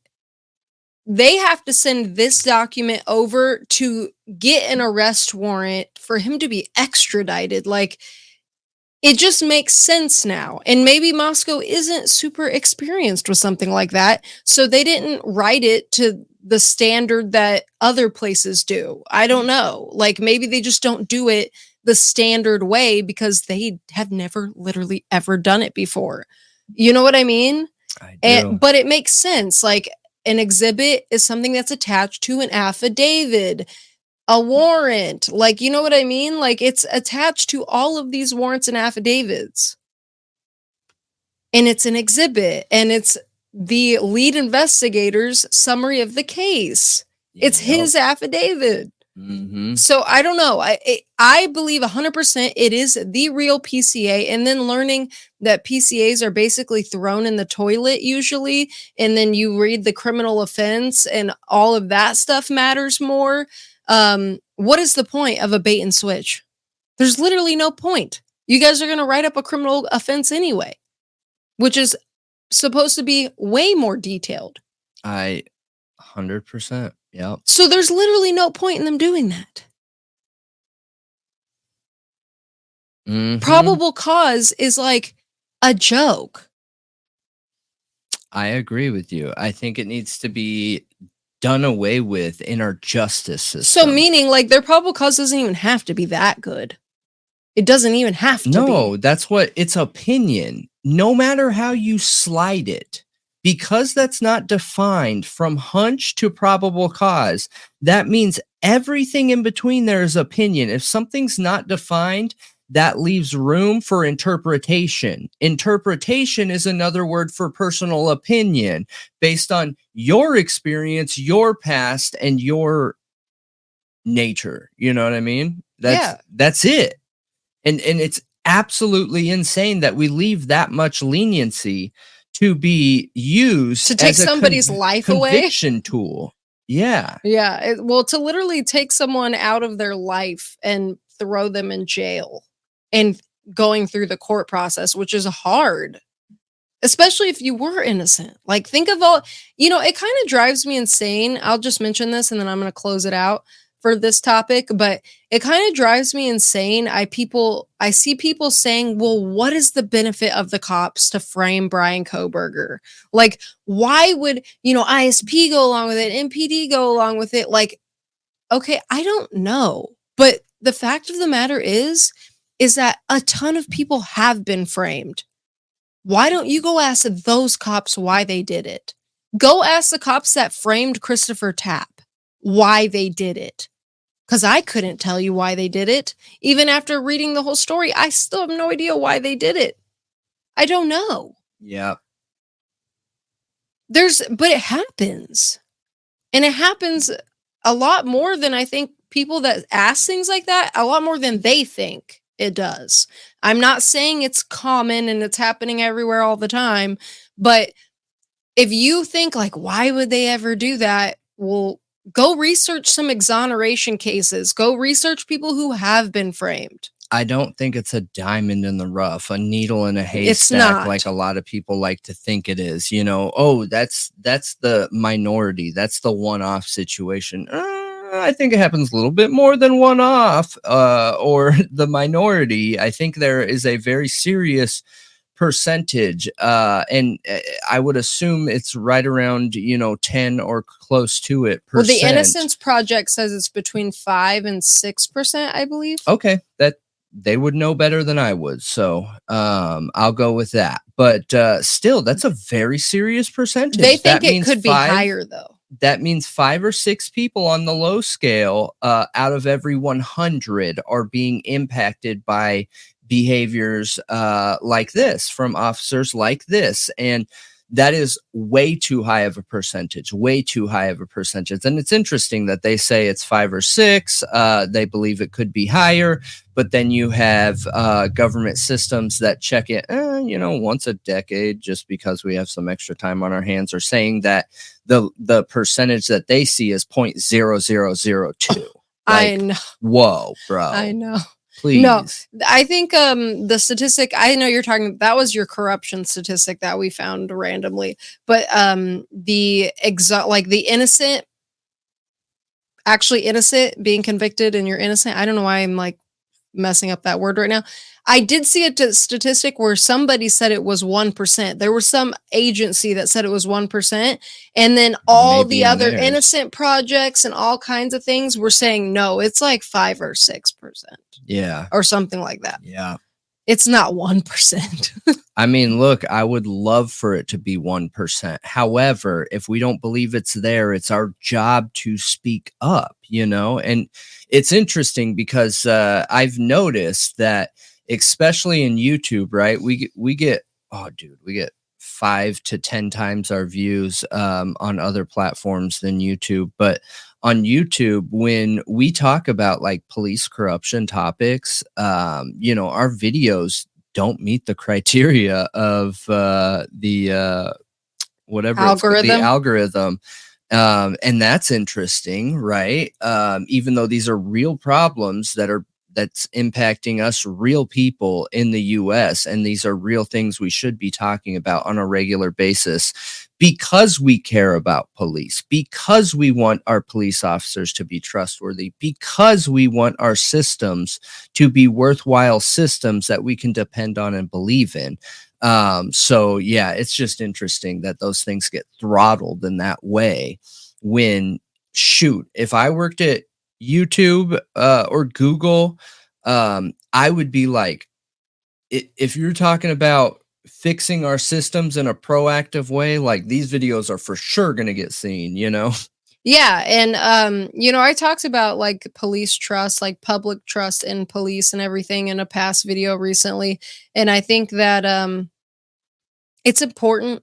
It's really, really important that we trust these systems, but we're not going to trust them as long as police are getting offended at us holding them accountable and scrutinizing them and pushing the public off and insulting them for trying to keep them accountable. Because that's what we should be doing. We should be. Scrutiny is not what causes public distrust. It is police not willing to be open and transparent and be a part of the community. Like a part of it, not just the authority over it, but a part of it. Yep. But yeah, I would really like to know what you guys think about my theory with the PCA. If you think that I could potentially be correct, that it's an exhibit that it's an affidavit that they wrote and labeled exhibit so it could be attached to all of these search warrants and everything, since Bryan Kohberger was out of state and they weren't going to be the ones arresting him. You know, or if you have another theory, if somebody else that's like a legal expert has already stated this, I have no idea. I haven't heard anybody talk about this.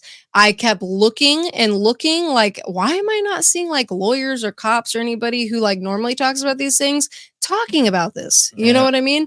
Maybe I missed it, but if they did, great. But like I said, if you guys have any more information or you've thought about it and dug into it and you think it could be something different, please let me know in the comments, because I really want to know. It was driving me nuts. I needed to understand. Yes. Leave a comment. All right. So I was not actually going to talk about this until the end, but because you opened up with that story, I mean, it's the perfect end to continue talking about this. So one of the stories that we were going to talk about tonight are the search warrants out of PA. Every once in a while, I hear people bring it up. Every once in a while, I hear people asking us to comment on it, go into it. We have literally, in any of our pre-recorded content, in any of our live content, have never gone through the Pennsylvania warrants. I think we have lightly touched on the things that were pulled out of his car. So we're going to go through this for our viewers. We have quite a lot of viewers that are not part of the YouTube true crime rotation of true crime creators. They have come to YouTube specifically for our content because they saw us on one of the podcast platforms, probably heard us talking about the true crime talk show and the fun and engagement, things like that. So they've came over. I've had so many comments. I couldn't even count them all that are like, hey, I'm new to YouTube. I came because I wanted to check it out, you know, and that's awesome. That's incredible. It is awesome. But yeah, this is about the Kohberger arrest warrants in Pennsylvania, right? I don't think you ever said Kohberger. Yeah. I was mansplaining, but this is in relation to the Bryan Kohberger case and Idaho 4 massacre, where Bryan Kohberger is currently under arrest and being held in a Latah County jail pending pretrial hearings and setting up for a trial. Well, as you guys know, or most of you know, and maybe you don't, and that's okay. Bryan Kohberger was going to school and living in Washington, and the crime happened 15 to 20 minutes away from his house. His family is originally from PA, Pennsylvania, and it was right around Christmas time, and he drove back to Pennsylvania with his dad. He was being followed along the way, unconfirmed currently, but being followed along the way by law enforcement. And they ended up arresting him and searching him at his parents' home. And this warrant is tied to that. So it's pretty interesting here. In the very first beginning part here, we have... and this is all one listing, and I'll probably honestly put this in comments just so you guys have a link to it. One link takes you to everything that happened in PA, essentially. Nice. It's pretty nice, yeah. Yeah, so it is Commonwealth of Pennsylvania, County of Monroe, application for search warrant and authorization. Then it gives a police incident number, and you guys will see it on the screen here. You can see the authorization stamp. It says the person of Bryan C. Kohberger. It has his date of birth, name and owner or occupant or possessor of said premises to be searched is Bryan C. Kohberger, criminal homicide, date of violation, warrant application approved by district attorney, DA file, and then it gives the numbers for such. So Court of Clerks, December 29th of 22, 4:54 p.m. This warrant shall be served as soon as practicable and may be served anytime during the day or night, but in no event later than 4:35 p.m. on December 31st. Interesting, right? So then we go into that one was application for search warrant and authorization. Then we go to return of service and inventory. And this is a very long document. I'm not going to go through everything. I'll just give you the headlines of it. And this is, I wish Idaho had their stuff like this. Like PA's got it together, baby, man. So this here is the return and service of inventory. It gives a breakdown. Rule 2002A, approval of search warrant application by attorney for Commonwealth. Rule 2004, person to serve warrant. Rule 2005, contents of search warrant. 2006, contents of application for search warrant. 2008, copy of warrant, receipt for seized property. And Rule 2009, return with inventory. Then we go into the receipt inventory here. It has the troopers who were the affiants and part of this. It has the 2015 white Hyundai Elantra with the registration number. And then receipt for the property in this. Date is 12/30/2022, 2015 Hyundai Elantra. Swabs, Ziploc bag with pink zipper, 7 quarters, plastic baggie with green zipper, 36 dimes, 32 nickels, 8 pennies, gloves, receipts, car insurance card, car registration, hiking boots, comfort in room key holder, and stay information, tire iron, shovel, goggles, floor mats, reflective vest, used water bottles, wrench, door panel, seats and seat cushions, headrest, seat belt, visor, fiber, brake pedal, gas pedal, phone charger, band-aid, wrappers, maps, documents, seatbelt, boot. Interesting, right? This list, after I was reading it again, is longer than I remember it. I don't remember like green zipper in a baggie, pink zipper in a baggie. You know what I mean? Yeah. Yeah, it's interesting. So let me see here.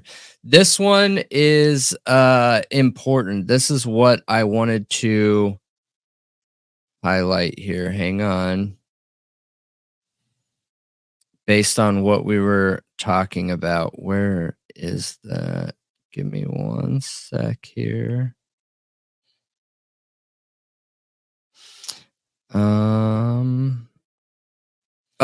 Okay. So I'm going to read through this. This is the affidavit of probable cause. So your affiant is Trooper Justin Leary of Pennsylvania State Police, Stroudsburg Station Criminal Investigation Unit.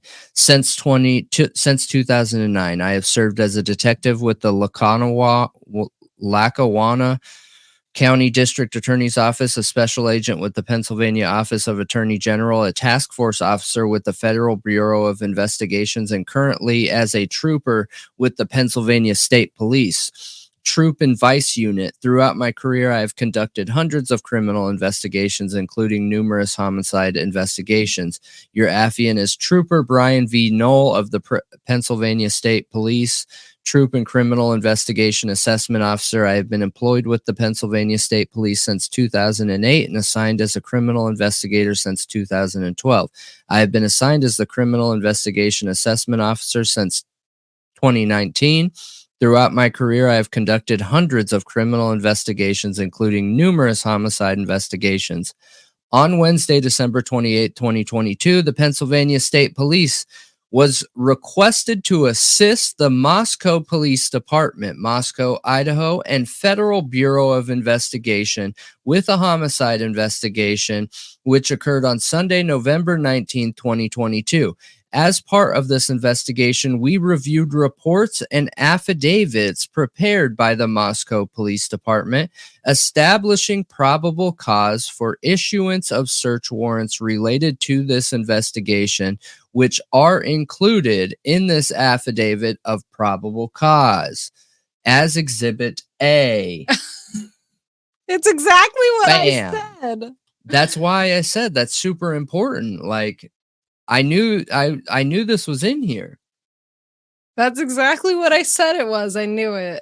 Yeah, it's exactly what we've been saying the whole time, to just further disprove this question and theory of like, there must be so much more evidence, and that's not the real PCA. That's a made up one, so everyone can't see the real PCA. Well, I mean, you would have to have multiple states involved in that little game and play, and it's not. When you look into these documents, the entire PCA is on here with judge and legal signature, plus additional information around cell phones and technology. Oh, wow. Yeah. And it talks about the fact that they knew where Bryan was based on cell phone tracking December 12th, I think is what it says. They were already tracking him on December 12th. Yeah, when he was leaving. Yeah. I knew it. Yeah. Yeah, but why does everyone say that? Oh, I'm sorry. It's the 16th. It's the 16th, not the 12th. Oh, it's when he okay. got to his parents. So, Oh. yeah, it's right here. Furthermore, investigators began physical surveillance of the property and area of 119 Lambston Drive, Chestnut Hill Township, and in the early morning hours of Tuesday, December 27, 2022, observed Bryan Kohberger walking near this residence.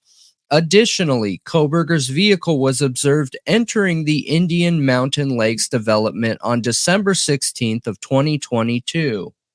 That's it, right? Was observed entering the Indian Mountain Lakes development on December 16, 2022, and the vehicle is still believed to be on premises. So they were clearly either watching him or tracking him via cell phone on December 16th, therefore proving they were watching and or tracking him through Indiana. You know what I mean? They have evidence and saw him driving into his parents' home on December 16th. Yeah. What do we think? Would they had a cop car sitting there waiting? No, they were following him. Yeah. Come on. It's funny that that's such an argument. Like, no, they didn't know. They didn't know. No one was following him or whatever. It could just be a coincidence, dude. No way. That is not a coincidence. Something was going on and they lost him.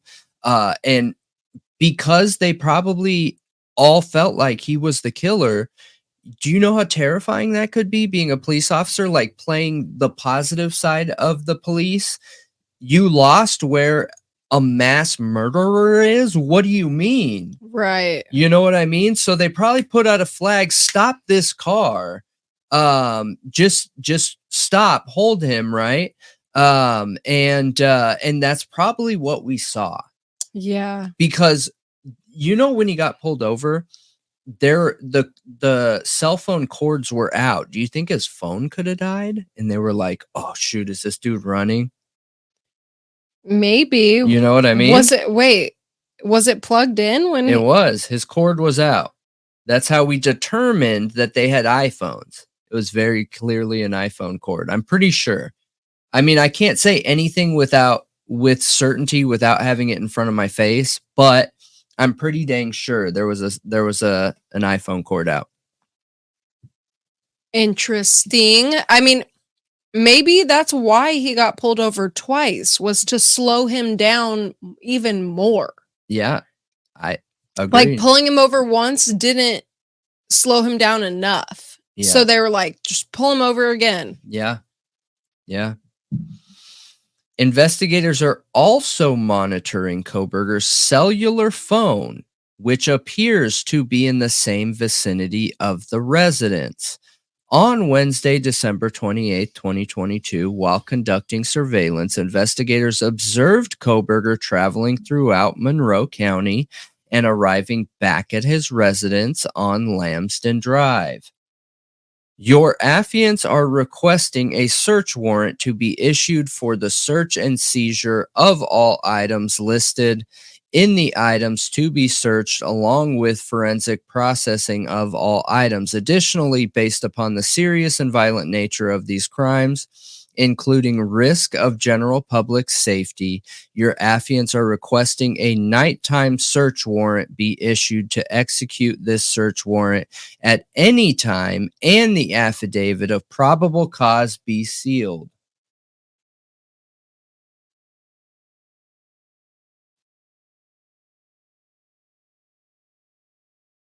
Interesting. Right? So is there a document above this that unseals this probable cause affidavit? Mm-mm.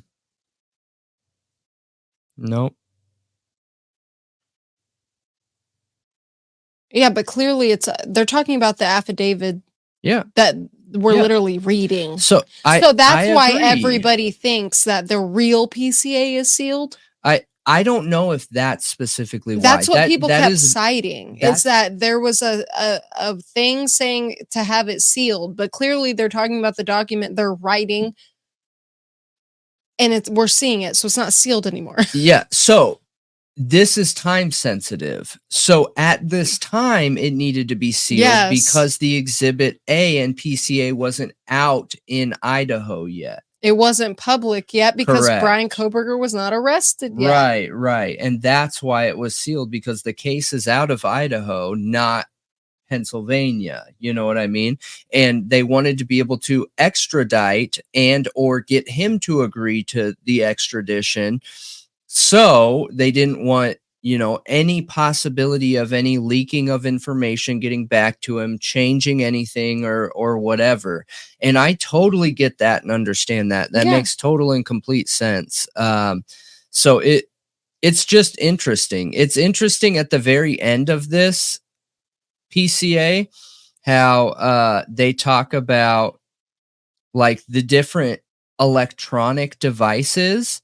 It makes me wonder why there's such a heavy focus on electronic devices, because they literally go into and break down everything. And this is not part of the other PCA Exhibit A. This talks about, based on my experience or the experience of investigators trained in forensic technology, I provide the following. And then it talks about many electronic devices, particularly newer mobile devices and laptops, offer their users the ability to unlock the device through biometric features. So they're essentially asking to get the approval to force biometric unlock, whether it is fingerprint scanner, facial recognition, iris recognition, or anything in between. Then they go into a very detailed explanation of and you got me why. I have no idea why.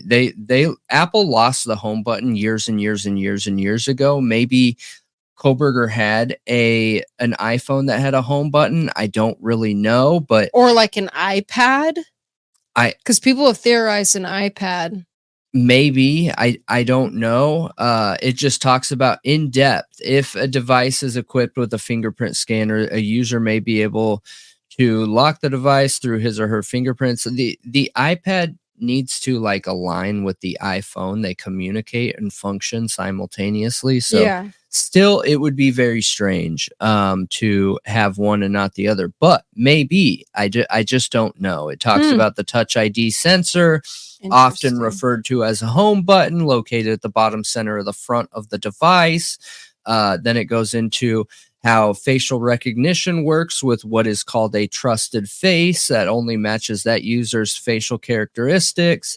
Then it talks about iris recognition. I mean, it really goes into in depth the details around this. So it makes me feel like they truly were leaning heavily on the technology side of this investigation. It's whether it ended up producing anything or not. Because again, it talks very specifically in here about triangulation.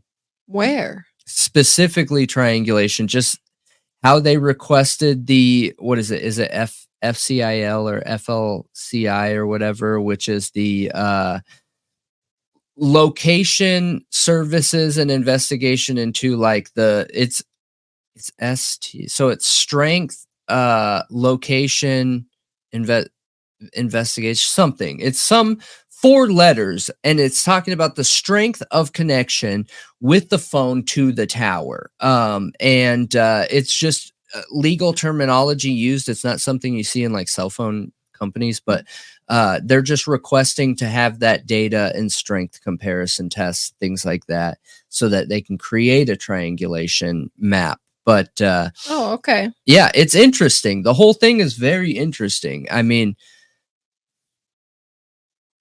you think that this is the reason why people are questioning that PCA? Yeah, I need to go back and watch one of the videos that I watched on it, and I don't remember who did it, so I'm gonna have to go hunting again. But they literally showed a picture of it saying, and I remember it looking like that, like, we request the probable cause affidavit or whatever to be sealed.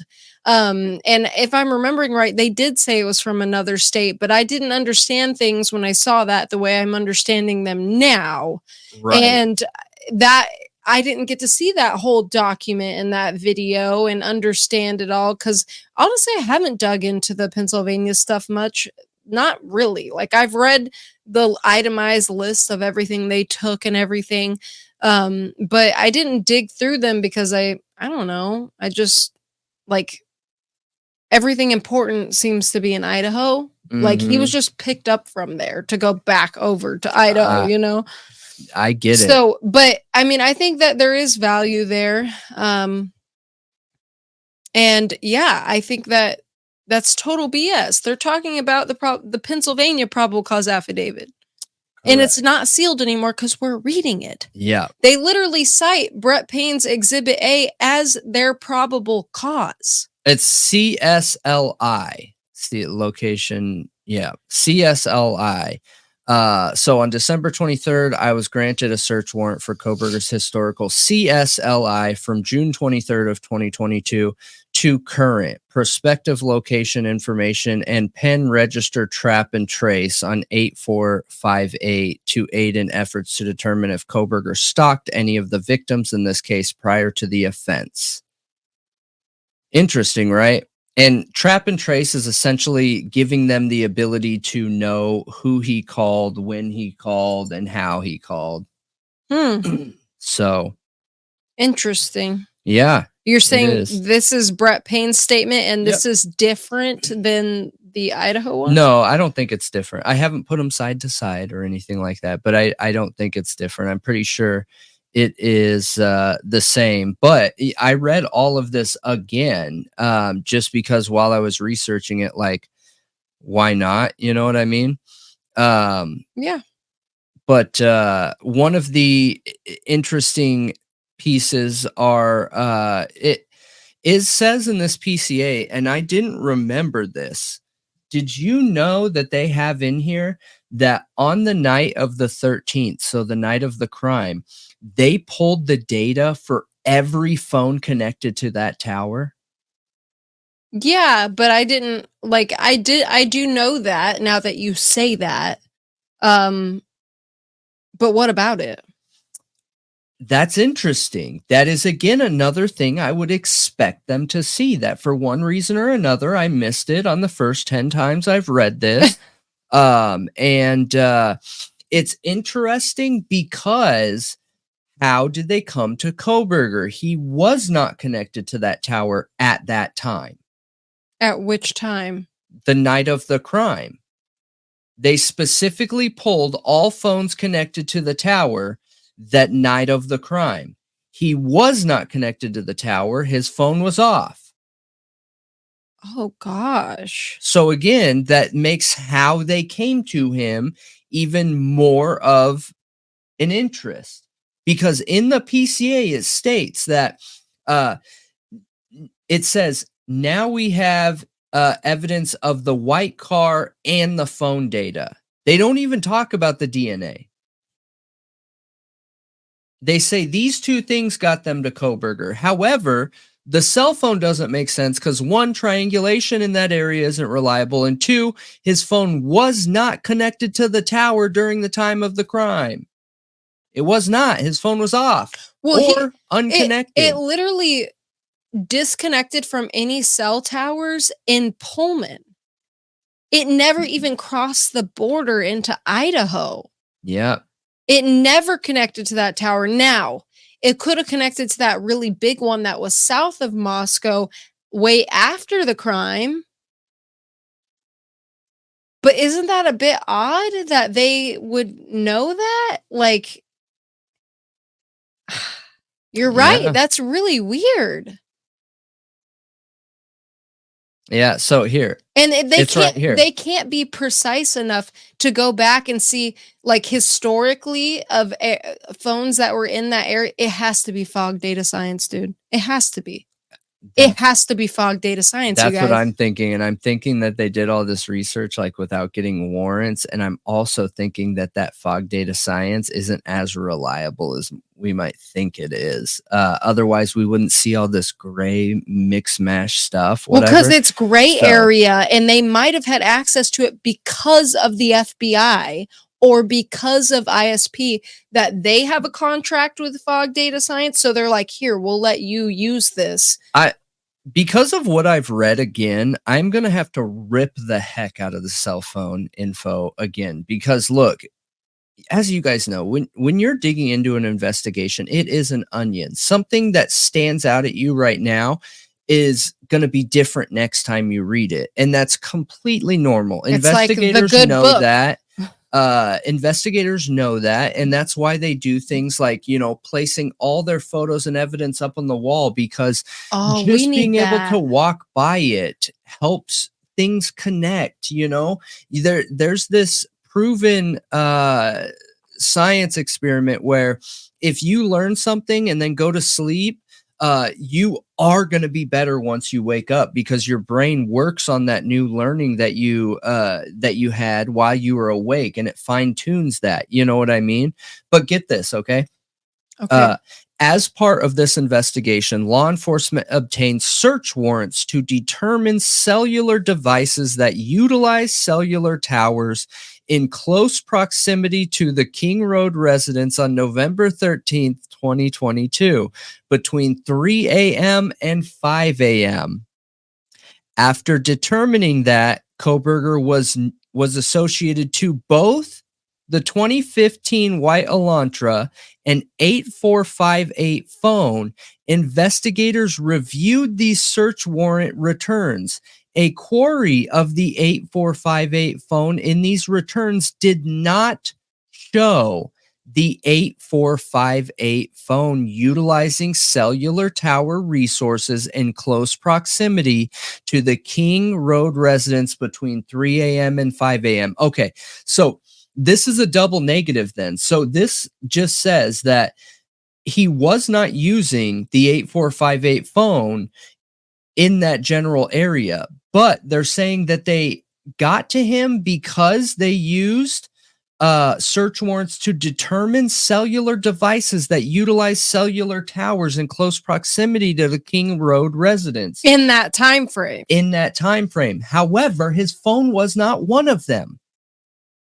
This that I just read is total double negative, does not make sense. Okay, so and then he goes on to infer, and my experience as an officer is that, you know, people will turn off their phones to avoid, you know, law enforcement from catching on to them.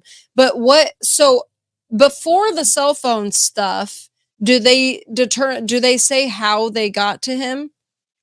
No. And you know how? You know why? What do you mean? Like, you know how I can prove that?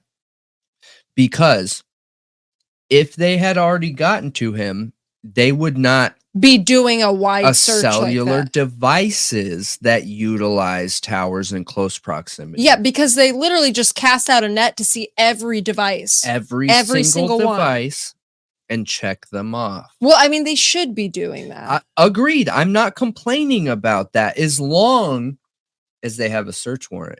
I don't believe they have a proper search warrant because you can't cast a net search warrant. Like, as you guys know, I worked in wireless for too long. I don't even want to tell you because I'm 29. But you can't call a cell phone company and say, hey, cell phone company, I'm with the police department and I have a search warrant for you to give me every single device connected to this tower from this time to this time. Nah, that's not how search warrants work. So how does it work? Search warrants are based off like personal direction, whereas companies are held liable to that information, and they can be held liable of just giving out random people's information. That's not how it works. So I think this is the cloud fog data science. Yeah, I have no idea what you just said though of how that's not how it works. Okay, how does a search warrant work? Huh? How does a search warrant work? Well, they establish probable cause, then they take that search warrant. On what? They establish probable cause with the judge. Nope. And the judge gives them. Who? Huh? On what? On who? The defendant. Exactly. Yeah, but they can do it because there was a crime committed. No, they cannot just go to a cell phone company and say, give me every device that's connected to this tower. No, because they wouldn't have a warrant for that. Warrants are directed personally per person. They are not allowed to just be like, hey, tell me every name in this entire city. Let me break your privacy as a citizen. No, that's not how it works. But they do that all the time where they get all the devices that were in an area at a time. They do? I thought so. Where? I thought so. Now I'm going to have to go looking into it more. I'm confused. They don't. But that was super interesting as I was looking into this, you guys. Like, really interesting, because in one paragraph, we have a double negative where these two things don't exist. Why would you cast a net for every device if you already knew about Kohberger? If you already ran a warrant on his 8458 phone and knew it wasn't in the area because you didn't know about him.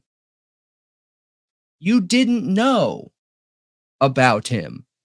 I wonder what date they did that, because it doesn't say what date they did it. Say what date they did it.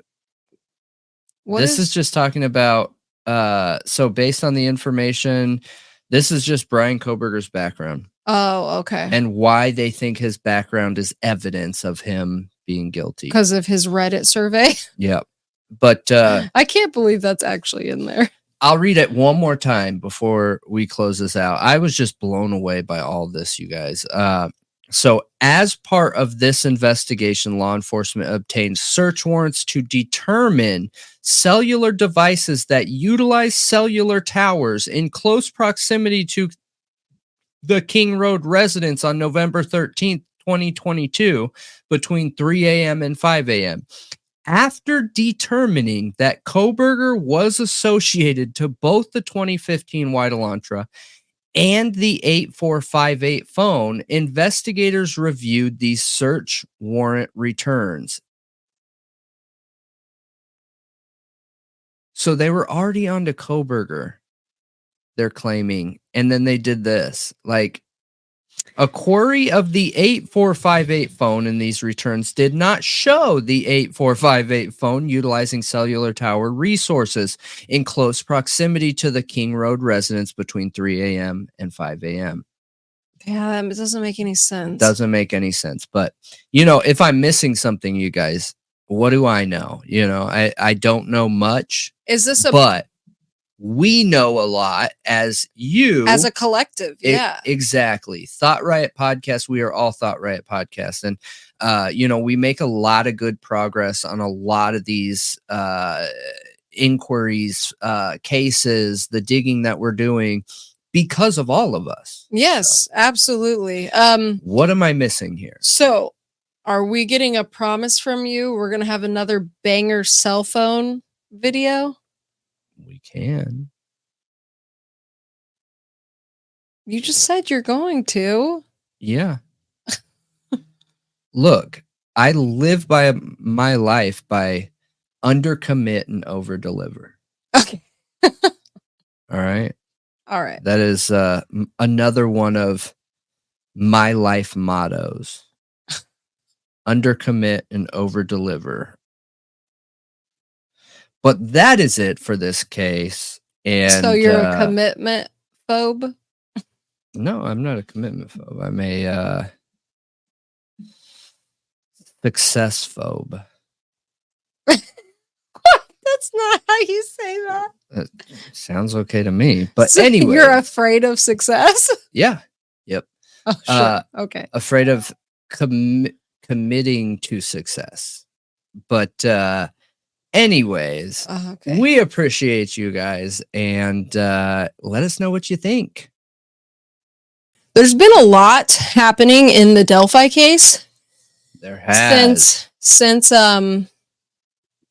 Richard Allen got his attorneys back. And we haven't gone over it. We haven't really talked about it too terribly much. The other night on the True Crime Talk Show, we did talk about William Labrado, the defense attorney that stepped down. Him and Scremen stepped down because Richard Allen's original attorneys got reinstated. He did an interview with Barbara McDonald. If you don't know who Barbara McDonald is, she's a reporter who has been very invested in the Delphi case since very early on. She has a pretty good relationship with the families of the girls, Abby and Libby's families, and she's a good reporter. Like, she digs pretty deep. Like, she interviewed Ron Logan. She's the one who I believe he took her walking through the woods. Okay. And stuff. And that was she's pretty good exclusive. She's done a ton of good work on the Delphi case, and she got the exclusive with Labrado and interviewed him. And he came out and said some pretty incredible, mind-blowing things in that interview. He said he believes Richard Allen is 100% innocent. He was going to take a very similar path as Baldwin and Rosie are currently taking, and their whole Frank's memorandum alleging all this Odinist stuff. And he said the Odinist stuff is absolutely real and it's scary. And he talks about the prison guard, and the prison guard, after he was told to remove the patches, went and got a tattoo of a Volknot, which is a symbol, Odinist symbol. Using on the term on his face, like right here. And we have pictures of that actually. But I did want to mention, like, Odinist isn't actually like a term really used by people that believe in the old Nordic gods. Really, it's kind of a term that's being popularized because of this case. But I think it's not really a term that's actually used by people that believe in it. Just so you know, but I'm using like that term. Old ways beliefs, the ones that are not manipulating it to benefit a social belief system that has to do with race, sex, anything like that. Yeah, like actual like people who are peaceful and believe in it because it's what they want to do. They believe their gods are, including Odin, but not only Odin. It is the old gods. But yeah. It's so I'm saying Odinist because that is the term everyone is familiar with, and the social term. Yep, it's what everyone's familiar with now associated with this case. So I don't. I saw like on court TV and stuff, like some just somebody talking about that they had on as like an expert saying that, they kind of generalized the religion, like anyone believing in this is like, essentially a Nazi. And I just think that's kind of messed up to do to somebody's religion, because that's not true at all. There's plenty of people out there practicing it that are great, wonderful, peaceful, normal people. Okay. There is just a certain, just like in any religion, there is a certain group that is taking it and using it to their advantage, twisting it to fit their narrative for whatever they're trying to push, whatever hate they're trying to push, justify whatever disgusting thing they're trying to accomplish. And that's what's going on here, I believe. But anyway, again, he said he believes it is real and it's very scary. He talks about, again, his innocence and how they were going down that same path and they were going to file a Frank's motion with a memorandum. He said he would have done things a little bit different, but they were going to be following a similar path. But then at the end of the interview, after he says all of these things, and I'm like mind blown, I'm like, oh my gosh, no way did he just say all of that. He says he believes Judge Gold is the right judge for the case and that he has argued in front of her for, like multiple decades, and that, she has a lot of experience and is the right judge and she will be fair. And I'm just thinking, I don't think so. Right. Was this all a ploy? Now I don't know how I feel about you, because literally, but right before you said that, I thought that was incredibly honorable. He never bashed the other attorneys. He did nothing but talk great about them. But I don't know how you can ignore the issues with Judge Gull. Yeah, I mean, you can't be a reliable judge when you're breaking the law. Which is what she's doing. Yeah. Right before I hopped on here, I just came across on Sleuthy Goosey's Twitter emails between her and the clerk, and they sealed like Judge Gold literally had it's confusing. Honestly, I don't even understand it yet. But there's emails where she's asking and inquiring about a certain affidavit and is like, it should be public. And the clerk is apparently telling her that, well, the defense filed it as confidential. And Sleuthy's like, well, I know for a fact they didn't. Because she has contacts and knows that they didn't do that. So she's trying to get a hold of it and she can't, because the clerk is claiming this. And it was actually the judge not allowing information out to the public again. And, I'm not going to dig into that because, like I said, it was right before I hopped in here. So I don't know everything that's going on with that. So she says, redact affidavit that they previously had marked confidential for absolutely no reason. This must be fixed after I emailed the clerk, Judge Gull and Nick, to demand explanation for why it wasn't filed properly yet marked confidential. So, I mean, again, I'm not going to dig into all of it. I don't understand it yet. I haven't read through the affidavit and all of the emails, but it's just more evidence. Like, this is happening constantly. Like, every time there's a document out there that is clearly something Judge Gold doesn't want out there, it's removed. It's removed illegally. Absurd. Illegally. Not valid, not sealed, nothing. That's wrong. It is. I don't understand. I do not understand. So I don't know how you can be an honest defense attorney and like us be able to take you at your word and not think you have some ulterior motive by just saying Judge Gold is the right judge for the case when it's pretty clearly obvious she's biased. And I don't know how the Supreme Court left her on, but there's obviously things behind that we probably don't understand. There's politics within the justice system. Unfortunately, it's human nature. It just is. We build these systems like this. But anyway, I did want to talk about how there is. So the defense, and this is filed January 28th of 2024, they put out a motion to disqualify for the judge. And they attached an affidavit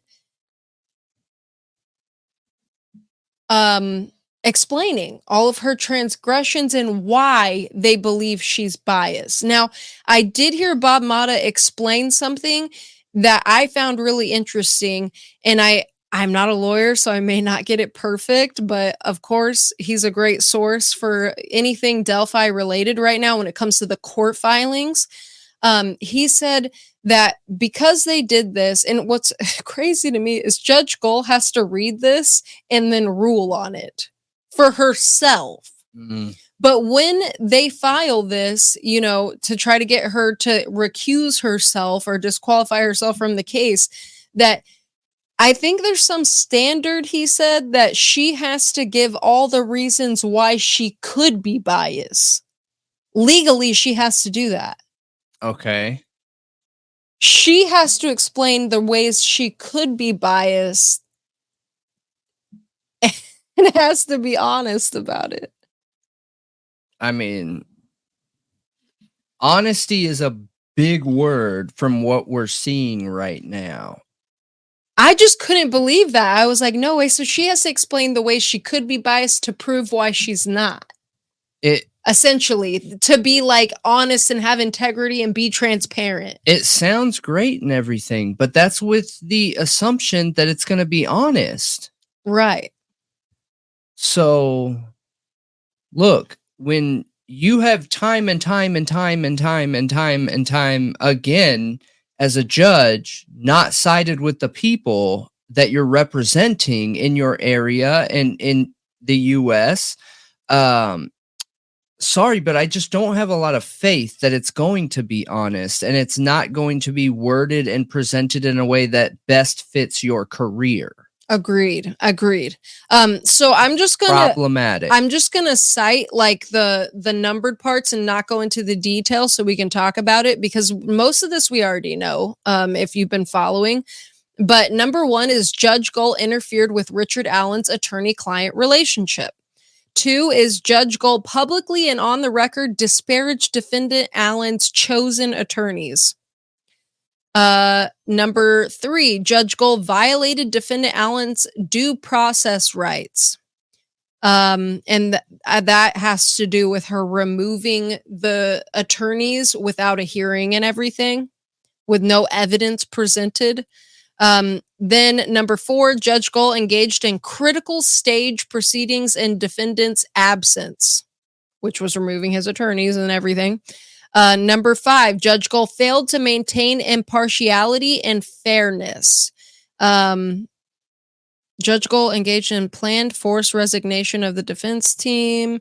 Again, referenced defense counsel's pleadings that contained, in her words, inaccuracies and falsehoods. Judge Goal's belief that counsel would provide false pleadings to the court, thereby questioning their integrity, exhibits a rational inference of bias and prejudice. Yeah, for real. Number 6, Judge Goal demonstrated bias toward the prosecution.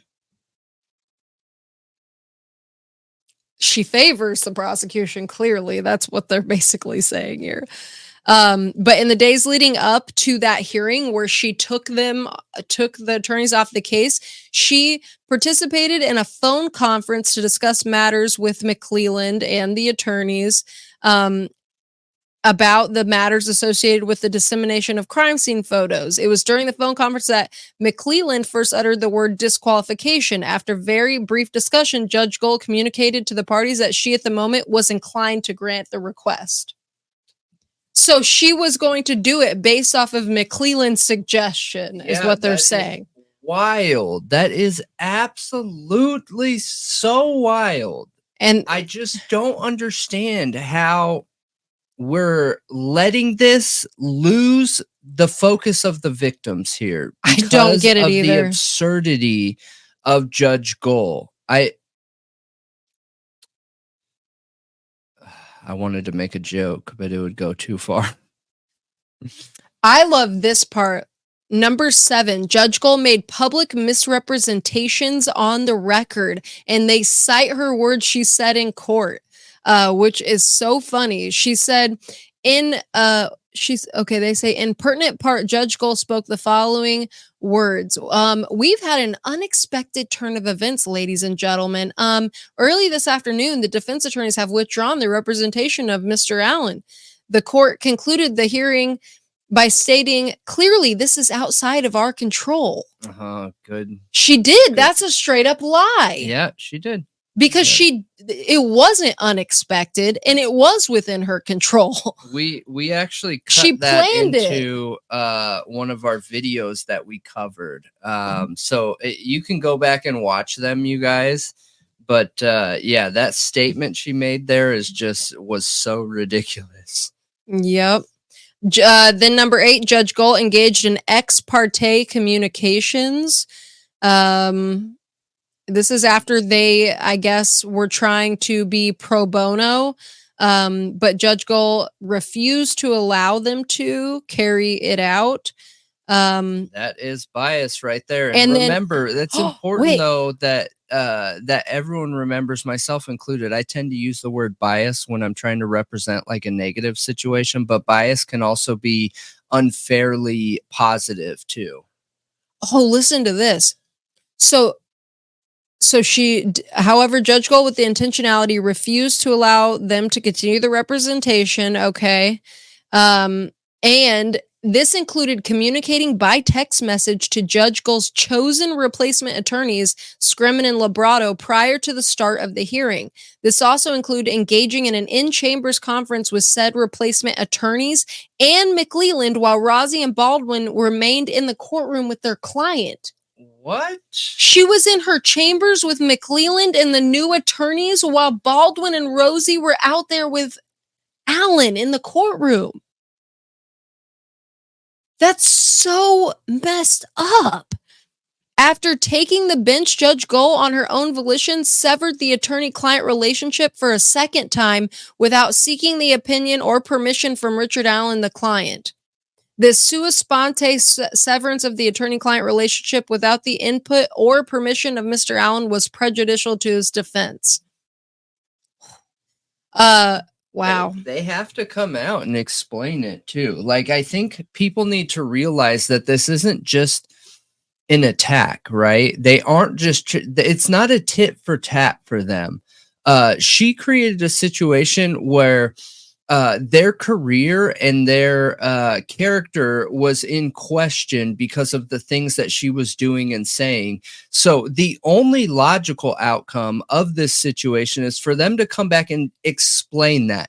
Now, I can't say I don't, because I don't know them personally, but I think based off of what I've seen, this is them just bringing honest feedback and sharing their expert opinion on what is going on. I don't think this is being done in an attempt to create a tit for tat situation. No, I don't think they're trying to do that. I think that they genuinely want a fair trial for their client. Absolutely. And she ain't it. Number 9, Judge Gold denied defendant Allen his Sixth Amendment right to counsel, and in doing so, denied his right to a speedy trial. Agreed. Number 10. The speedy trial manipulation tactics are messed up. I despise them. I think that the defense should have their time stopped on a speedy trial until they have 100% of discovery that the prosecution has. If the prosecution has it and is confirmed by someone like the judge, the defense must have that. Otherwise, time stops, in my opinion, because otherwise they've just manipulated speedy trial as yet again another tool for the prosecution. Agreed. Number 10, Judge Gold changed her ruling in a prior order when attorneys Rosie and Baldwin were reinstated. So this is a good point. When they were reinstated, she came through and just denied all of their motions. What? All of them. She denied the Frank's motion. She changed it. Oh, yeah, because she said in a court, look, Oh court my notes gosh, too. that Listen, shows this, bias. I agree. This is evident from her November 1st order, wherein she offered up the following invitation. Court notes 2, pending motions, motion to suppress, motion for Frank's hearing, and will await a report from attorneys Scremin and Labrado and prosecuting attorney McLeland regarding hearing dates. So she literally offered a hearing date for the Frank's motion and motion to suppress for Labrado and Scremin. But then as soon as Rosie and Baldwin were back, she just denied all of them without a hearing.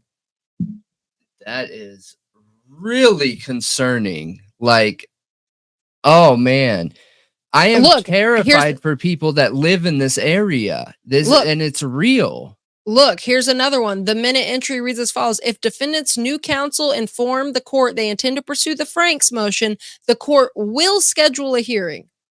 And she even added emphasis to will. They didn't underline and bold that. She did.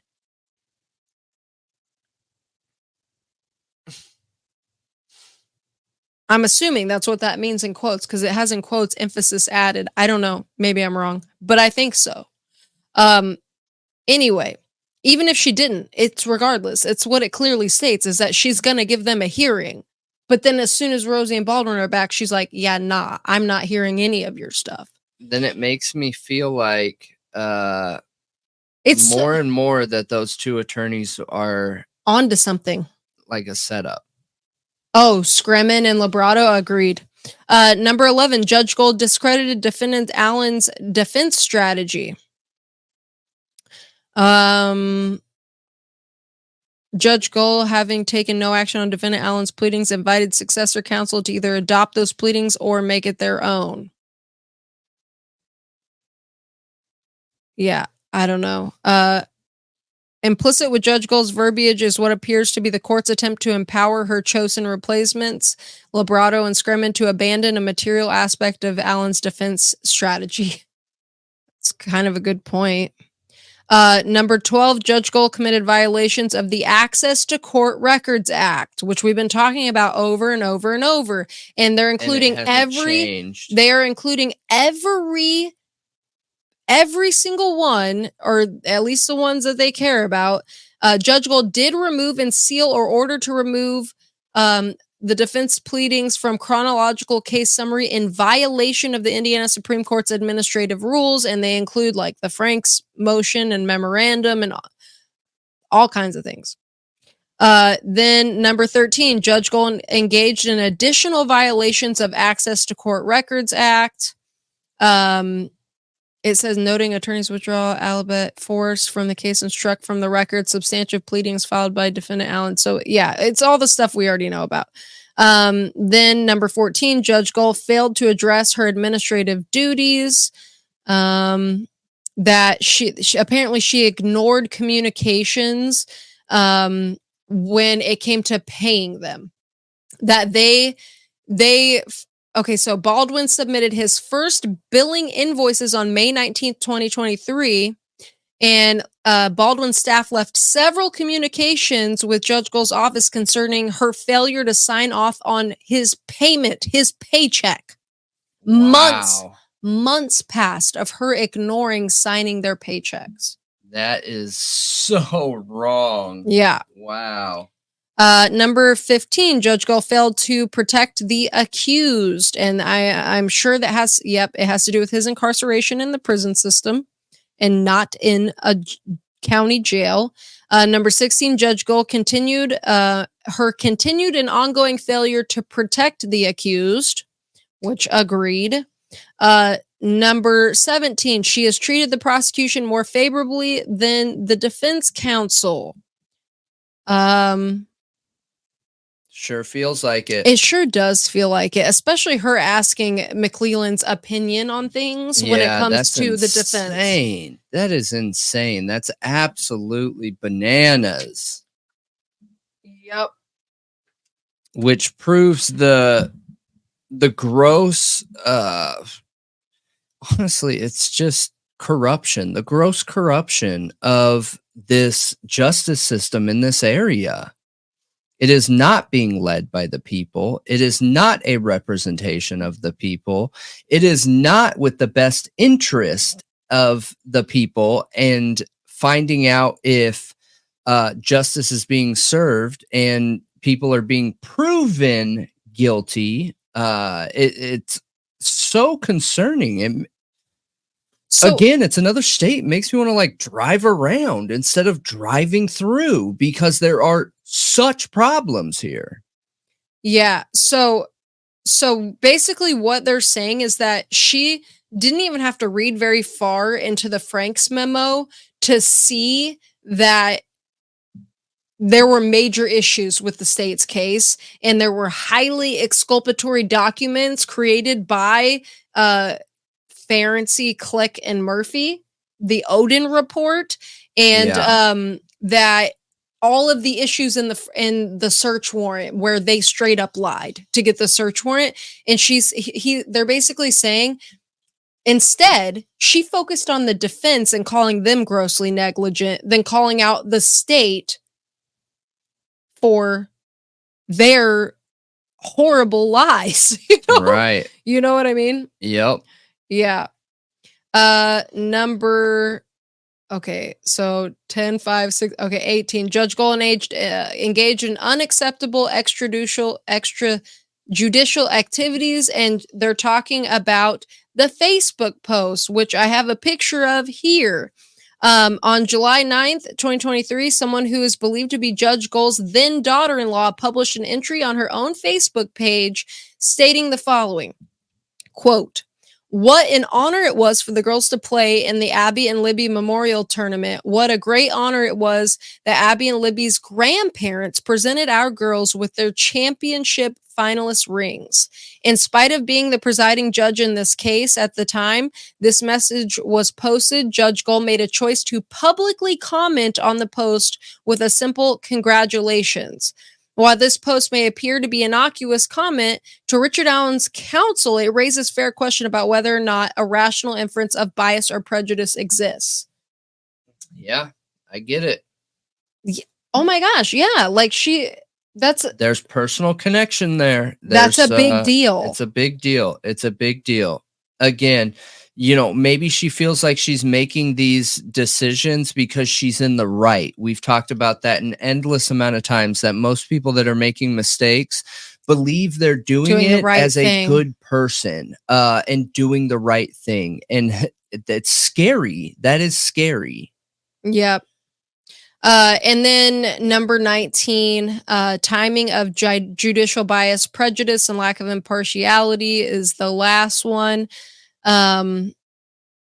Yeah, that's it. And then there was, which I'm not going to read through at all because this is going on forever and ever. But then McClelland filed this verified information of contemptuous conduct.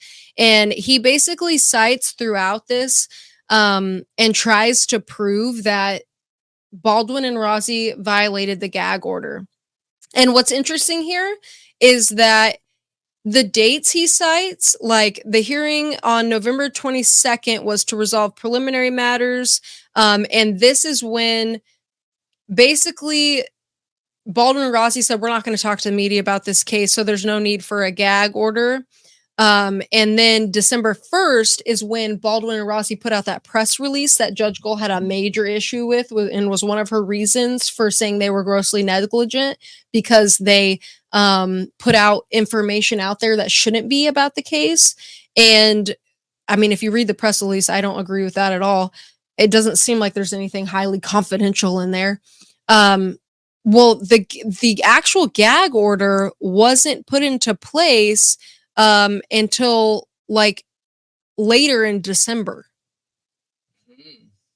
So they didn't violate the gag order at all. Yeah, then I wonder what they're going to try and say it was then. Well, they then go to the leak. The leak of crime scene photos, and the memorandum. They talk about the memorandum too. That's what they're really leaning on, honestly, is the memorandum and the leak as violating the gag order. I mean, the memorandum was intentional, but is that a violation of the gag order? I don't It's know. an official court document. Yeah, I don't think so, but I mean, all we can do is see. I don't know. This is unprecedented. Like, I have no It's out clue. of the ordinary entirely. Yeah, it really it's is. not like I have any background information and knowledge into these things. I don't know because I've never seen this before. Yeah. I haven't either. But I feel like it's a tick for tat with McClelland on this. On why did he have to do that? Yeah, he's literally sticking up for the judge that is creating more of a bias. Yeah, he should be against her. Yeah, absolutely. As a prosecutor, if you have a judge being that biased, like that doesn't look good for you. Why are you sticking up for her? Yep, you're making yourself look worse. Yep, I get it, and I just wonder if they're playing into the appeal, right? And you know, hoping something happens from the original conviction to the appeal. I don't know. It's tin hat land, but all of this is tin hat land. So it's really hard to give a well-rounded opinion in this because it is so absurd and so outside of what we would consider normal inside of a US or a state court system. It just blows me away. Yeah, it's hard to talk about because it's so absurd. Yeah, the absurdity of it is hard to swallow and digest. Like the fact that you have this man who is clearly in distress, being held in a prison without a conviction, and you have a judge doing this, literally taking public information and removing it against the law, being incredibly biased, and that connection, like that personal connection to the victims in that Facebook post is interesting to me, that it's her family and those little girls like in that championship. I don't know. It's interesting. I think there's a ton of evidence for her being biased, and I'm really curious how this is going to end up turning out. Hopefully better. Hopefully something happens where this can become less of a circus and they can get a new judge on the case and actually move forward, and we can focus on the victims and getting justice and getting to the bottom of what's going on in this case. Because right now, nobody can. But I want to know what you guys think about it all. Please leave your opinions and thoughts in the comments. We can try to make sense of this together, maybe. Let us know. All right, so we are going into the Scot Peterson case, okay? And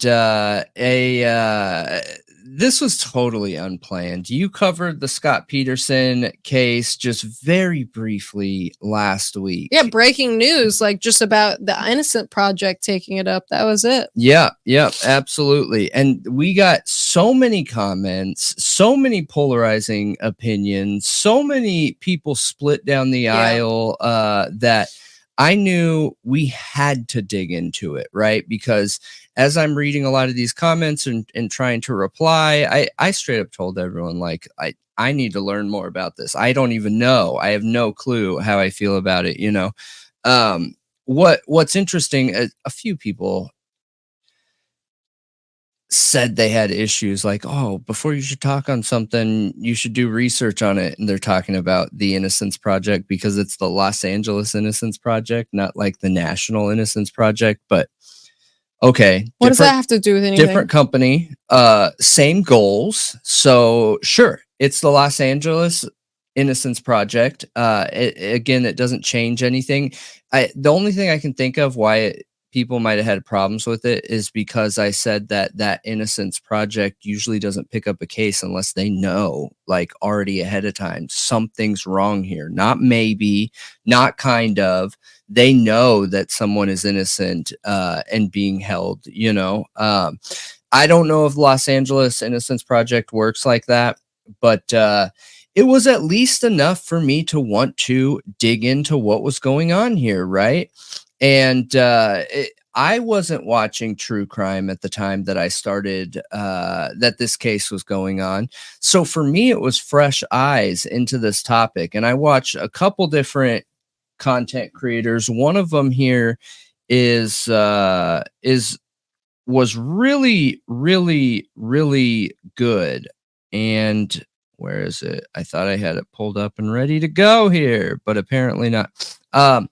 Behind Criminal Minds. So the content creator behind Criminal Minds, based on everything that I heard from this video, it sounds like he has some kind of legal background. It sounds like he might have been a defense attorney at one time or worked closely with investigators, something along those lines. But he had a lot of really good information, a lot of objectively factual information. And this video that I watched came out 11 months ago. And it says, Scot Peterson, the true story you were never told, a tale of two stories.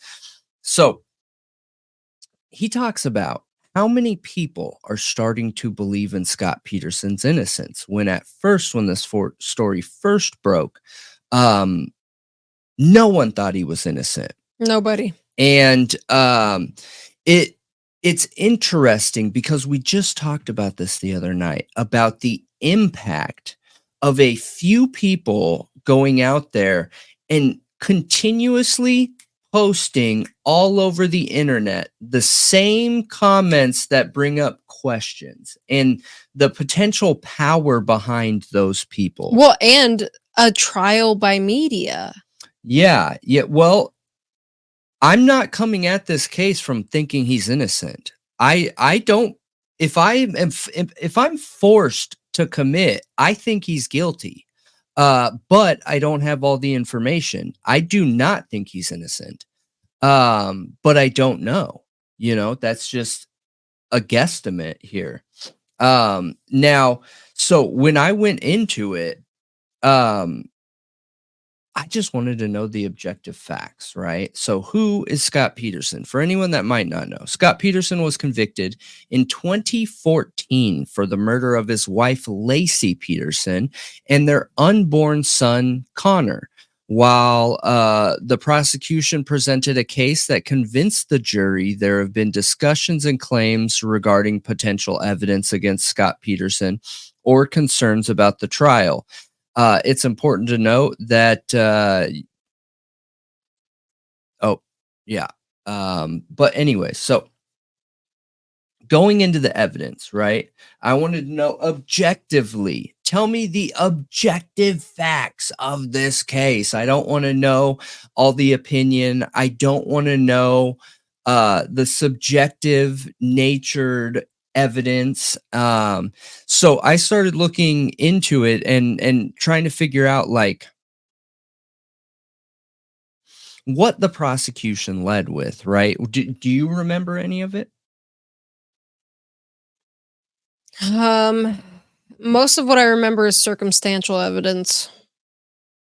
So it's a very heavily circumstantial case. However, that is one thing that people that are fighting for his innocence love to use. And I'm here to say that some of the strongest cases in the world have been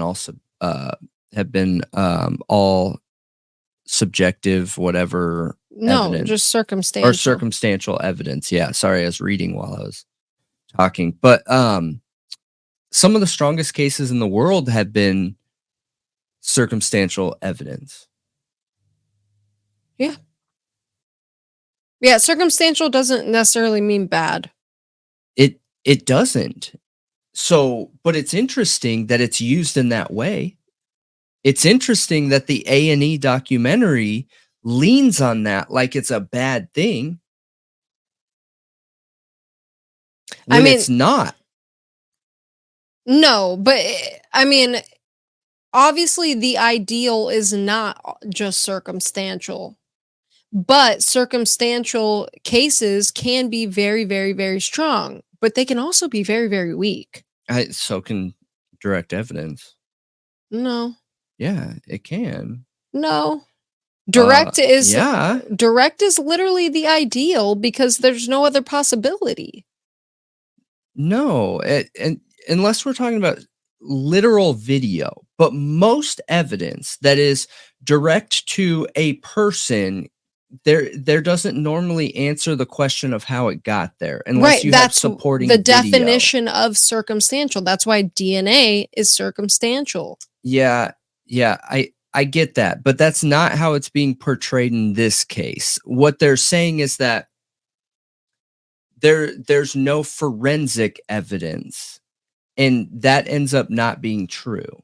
Okay. So, sure, for direct evidence, I mean, yeah, you can use the definition as that, but I think direct is anything that has a connection with the suspect.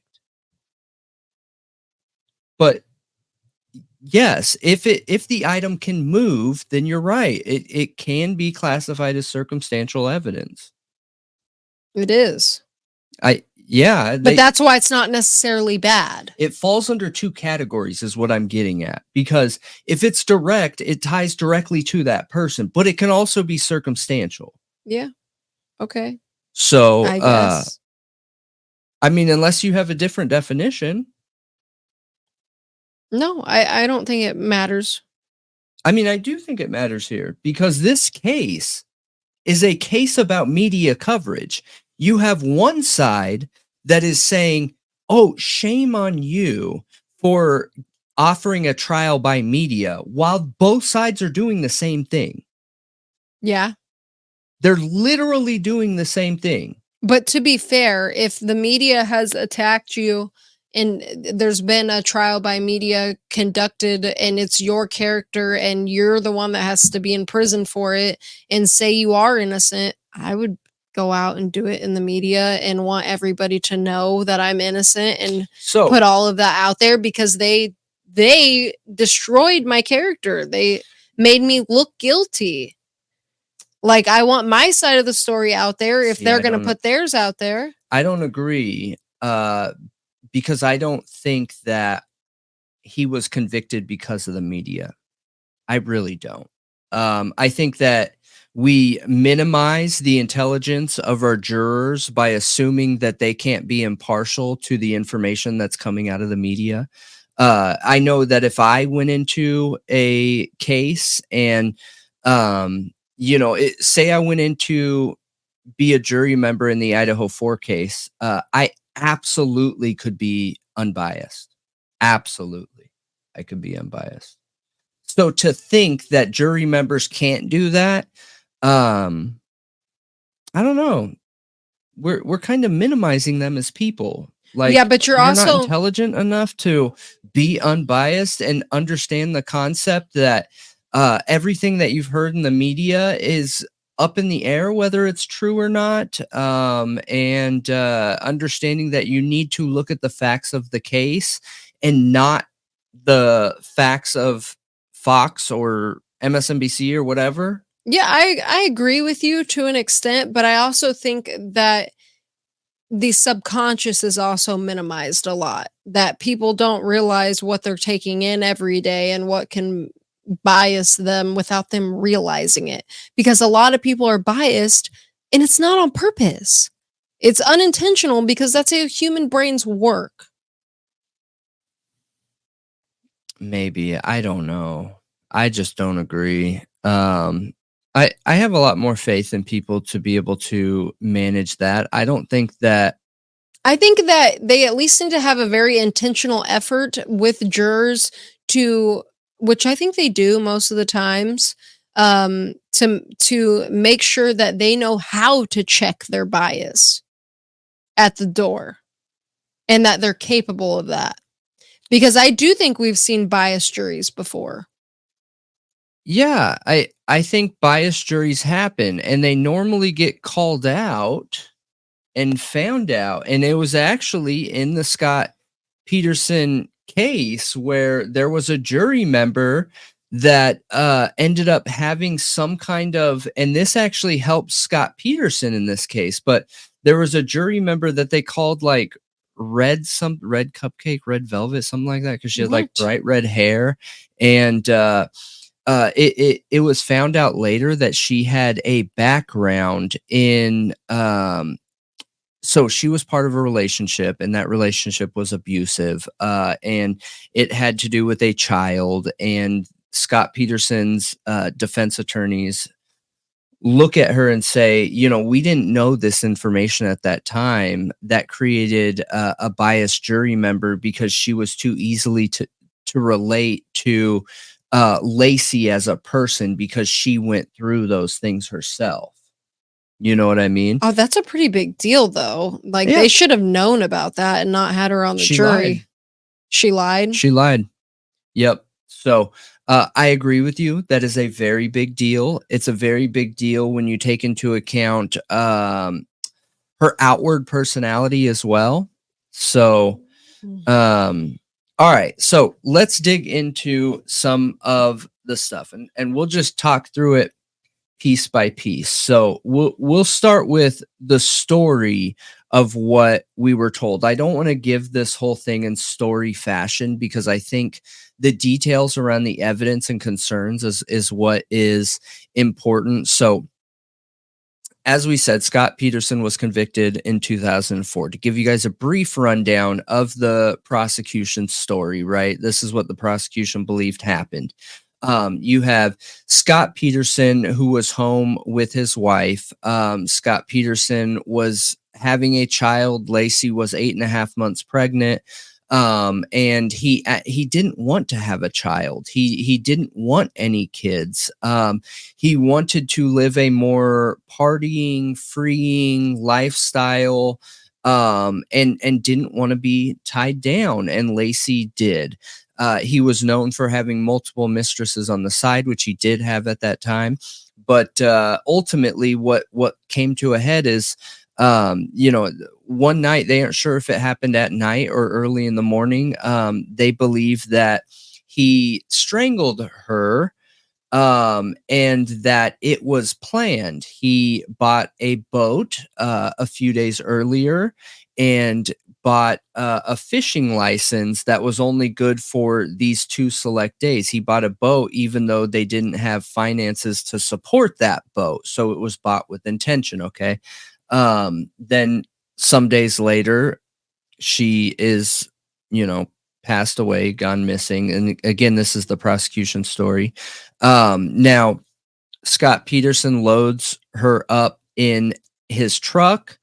He goes to his office where this is like backstory cover, and he does work on his work computer and whatnot. And then he goes to the bay, and they believe that he loaded her up on the boat and took off. And, while at home, they believe that he created anchors for her to make sure the body sank. They believe, due to how the body was found, that anchors were applied to each arm and each leg, and her body was found because of the, pulling and what happens when you're underwater, things like that.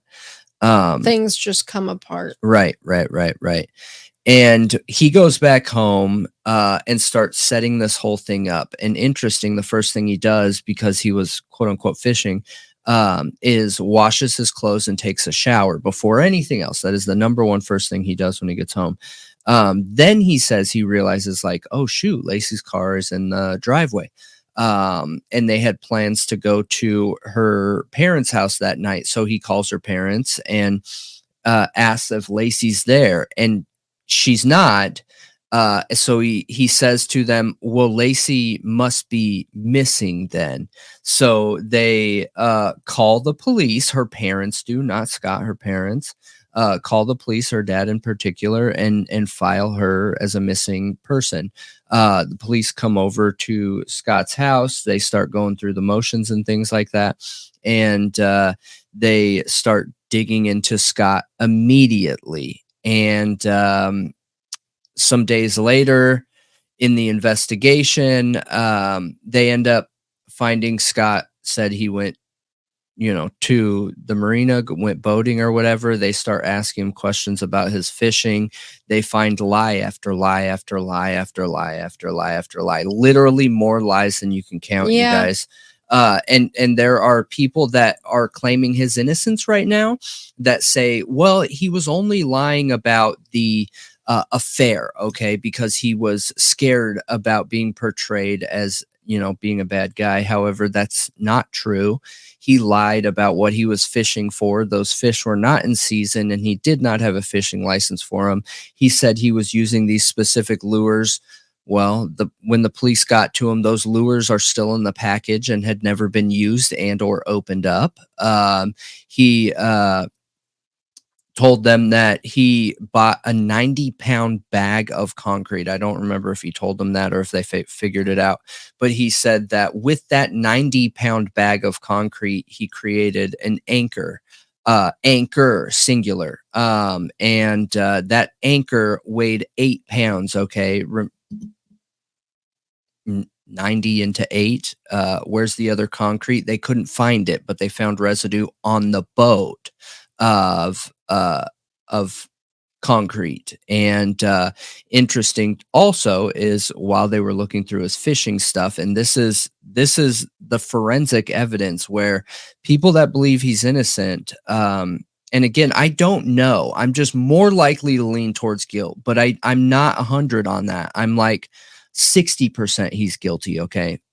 Could very easily go back the other way if I found more information. But when they were looking through his fishing stuff, they found these pliers that have hair and DNA of Lacey Peterson in them, in the boat, with concrete on them. Like, you guys, I have such a hard time hearing all of this because this is objective evidence. This is not subjective. This is objective evidence that is and was proven with photographs, with evidence, with the non-opinionated details. Okay, take all that into account and like try and help me understand here. Like, okay, now on top of it, I forget how long it was because I'm more interested in like the compare and contrast here. But a few weeks or months later, her body washes up along with her son's that was 8.5 months. And I'm not going to get into the details of that, but there's also evidence with that too, talking about they believe that she ended up birthing him somehow, some way, and some other details that don't lean towards his innocence or guilt. So, but if you're interested in it, definitely go watch that video I talked about. I'll link it in the description. But the bodies are found 8 miles from where he pushed off from in the boat. Now, to give the flip here, right? People that believe he's innocent say, well, sure, somebody that kidnapped her and ended her would very easily be able to watch the TV and see that the police were saying that he was out that day, so they knew where to drop the body. You're right. There is absolutely that possibility, but the prosecution stated that it looked like they both had been in water for a very long time, including the missing limbs. That only happens when you're submerged underwater with things happening and whatnot. You know what I mean?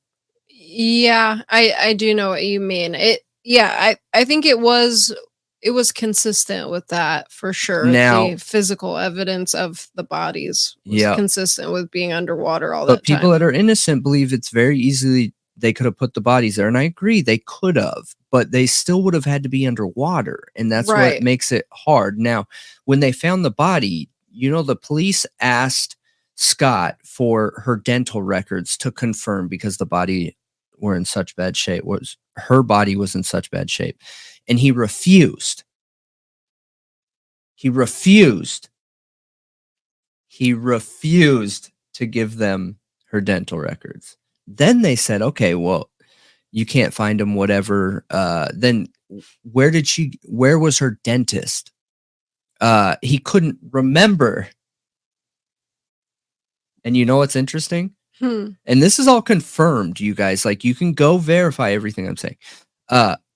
Him and her, for many years, had been going to the same dentist.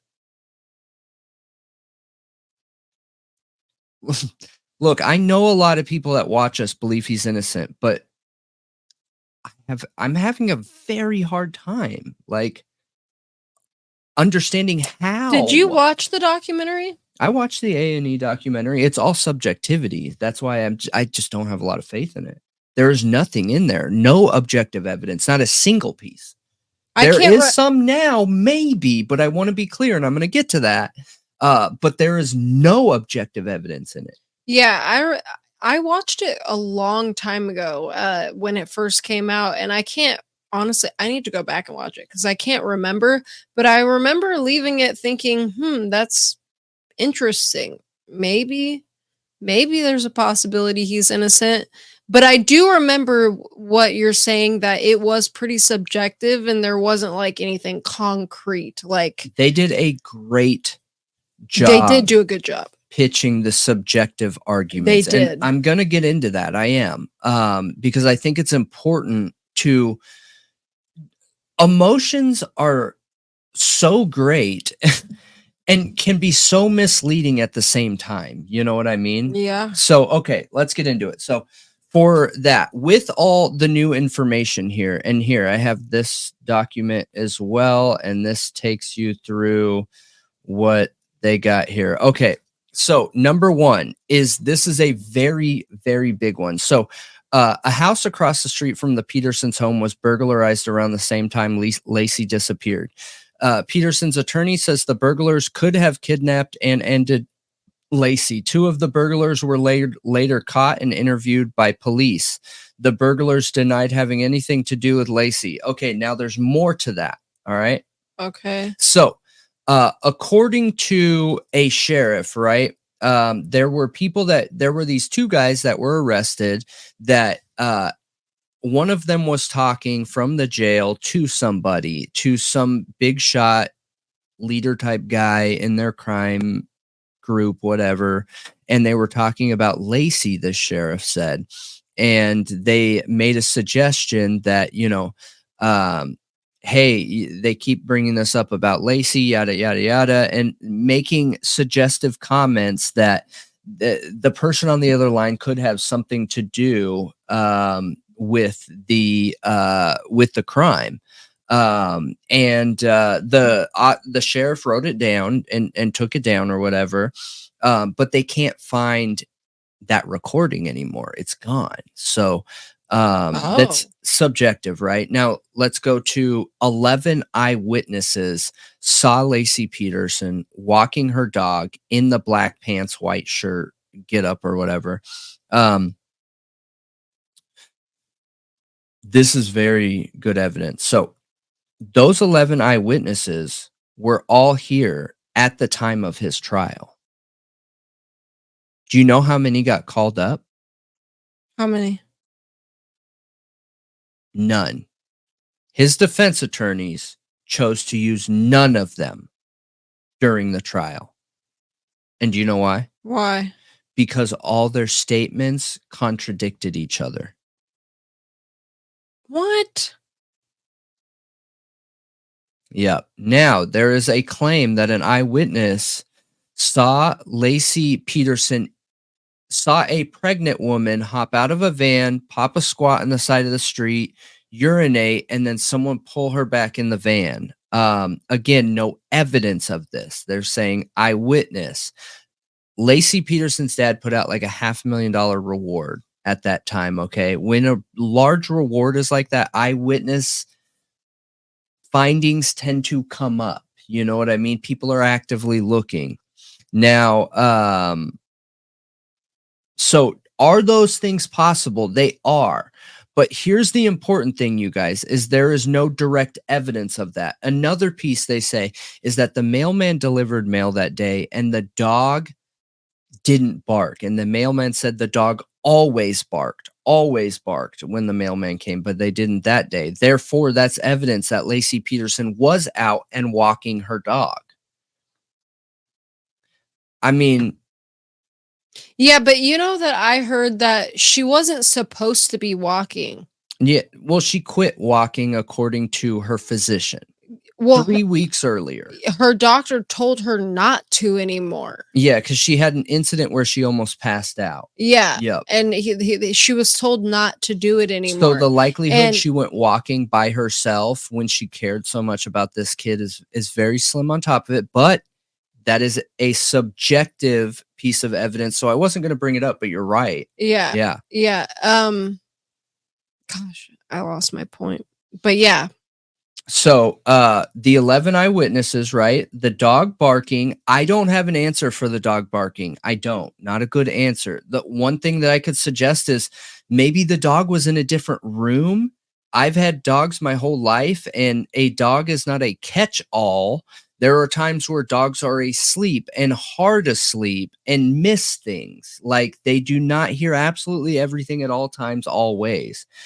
So could that be a situation? Maybe. I don't know. Or maybe there's more to that. I don't know, because there's no objective evidence because we don't know where the dog was. All we know is there wasn't barking, according to an eyewitness account. That doesn't mean the dog wasn't home. That doesn't mean the dog wasn't down the street. That doesn't mean anything of any of those things. You know what I mean? Or Scott Peterson did it, and that's why the dog was out, because the dog got out somehow while he was doing all this while he was loading her body or something. I know. I wasn't going to go there because it's subjective, but okay. So here's the new evidence. I keep going to the subjective while you're trying to stay objective. Here is the new evidence. According to investigators in the defense, there was a suspicious van fire. Okay. And people are drawing this connection with the case. So on Christmas 2002, the day after Lacey was reported missing, a suspicious van caught on fire less than a mile from the Petersons' home, court documents state. The van appeared to have been intentionally ignited to cover up a crime, court documents show. So the investigative fire chief person that investigated this said that there's a mattress in the back with blood on it.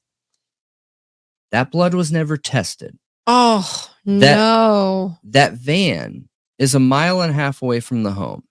So the defense is making very, very big assumptions here that this van, which is already in a bad area that is known for a crime area, is trying to suggest that blood in the back is Lacey's. Whereas, yes, they need that blood tested. They do. They absolutely do. However, it hasn't been tested yet, meaning there's no confirmation she was in that van yet, you guys. So we don't know if it has anything to do with anything. Nothing. And you know how many people have already left comments saying like,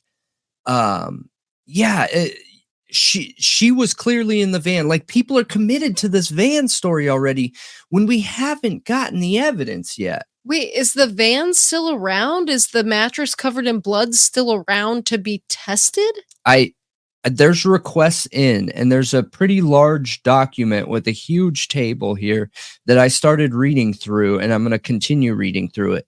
I just wanted to touch on this because it seems so important to our viewers, and go through the evidence that I was able to find without digging into the defense's book, because a defense is usually subjective in general, most of the time, not always, but if we need to do a part 2 in this, we will, because again, like I don't want anyone who watches us to feel like they're closed-minded and their mind's already made up. He's guilty. They won't be able to open their eyes. That's not true. That's not true at all. I'm looking at the situation and I'm using my own personal scales to weigh the likelihood between the innocent story and the guilty story. And right now, the guilty story has more weight to it. The fact that he went fishing for fish that were not in season and it was impossible. The fact that he says he used that day fishing lures that were never opened and they were still in the packaging. The fact that there is 80 pounds of missing concrete, which if they were 8-pound things, he would have just enough for, arms, body, and throw over. Yeah. Like, Yeah. the math gets close, you guys, gets very close, you guys. The lying. I didn't even bring up the mistress, right? Because the mistress doesn't offer direct evidence, not Right. anything objective. They got close very fast, like very, very fast. So does it look like a Watts situation? Absolutely. It feels like a Chris Watts situation. Although this was before Chris Watts, but like when I'm looking at this, that's how it feels. He found someone and he has this rush of endorphins. He already didn't want a child and he figured out a way out. Like, it fits. He had the motive. He had the means. He had the opportunity. He was the last person to see her. He was out in that Bay Area where the body was found. Like, that's a lot. That is a lot of real objective evidence. And another thing that the defense says, and then we'll wrap it up, is they say that they have targeted him from the beginning. You know that the prosecution has proof that they did deep background searches into every single person in that family and every single person that had encountered her within the whole weeks leading up to it. Really? Yeah, they did not target him. However, I just want to be fair that I would be okay if they did. And the reason being is because statistically, it is like over 70% most of the time, the husband, the boyfriend, the lover. Well, yeah, I mean, I think that's the first place you should always look, especially when you have a crime like this, where it's a pregnant woman who's about to give birth going missing. Like, Andy has a mistress, and then the they mistress look at him and see cracks, like never ending, well, getting bigger cracks. You know that he would lie, like he completely lied about who he was to his mistress, like claiming he was in Paris and traveling when he really wasn't. He got a fake degree for one of his like he went really far lengths to be, what he wanted to appear to be. Don't forget, just before we close this out, when he got arrested with $15,000. He got arrested with a whole ton of sleeping pills and Viagra pills. He got arrested with, and the sleeping pills, I wondered personally, I haven't heard anyone say this, why would you have that many sleeping pills? Were these sleeping pills used before ending her to make it easier? Why would you have all these? I don't know, but $15,000, changed his entire look, grew a goatee, bleached everything, was hiding out with 15 grand, an unmarked phone and maps ready to go, dude. Like, you guys, if evidence proves that this van is tied to her, listen, I think that the scales would probably be very, very, very, very close. But right now, my scale says it is more likely that he's guilty because of objective evidence, not subject. But I want to know what you guys think. Let me know what you think. If you think he's innocent, share where I'm missing things. Leave them in the comments. Let me know. And we'll talk about it soon. Yeah, I'm curious what the Innocence Project, the LA Innocence Project is going to drum up out of this. Like, what are they going to come up with other than what you just mentioned? Yeah. Let me know. So we're going to be talking about the Kansas City 3, that's what it's being called right now, is the Kansas City 3. The 3 men who unfortunately lost their lives, still to be determined on the cause of death, in a backyard in Kansas City after, kicking back and watching a game with their friends. It is Ricky Johnson, who was 38, David Harrington, 37, Clayton McGeeney, who was 36, and they were found this past January 9th. And it's been a big mystery. We got reached out to from somebody who lived local in the area who wanted us to look into it. We covered it a couple times in breaking, true crime breaking news.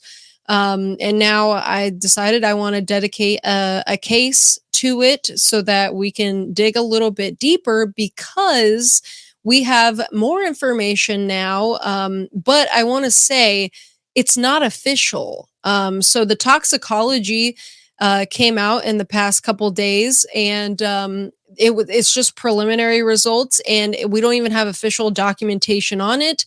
It apparently was given to a family member, and then that family member reached out to media, and then another family member from a separate family reached out and confirmed it. So there's basically every family supposedly was given it, and they were reaching out and offering the information to the public. But the supposed results are that they found cocaine, THC, and fentanyl in their bloodstreams. And I think there's some discourse we should have around this. But first, to go back into the case and give a refresher and talk about what actually happened here that we know so far, is that these men, okay, Harrington, Johnson, and McGeaney, went to go visit their friend on supposedly January 7th, which there's kind of contradicting evidence here where it may have not just been the 7th, but their friend is, what is his name again? Something Willis. Is his name? He's 38. He's a scientist. Is it Jeremy Willis?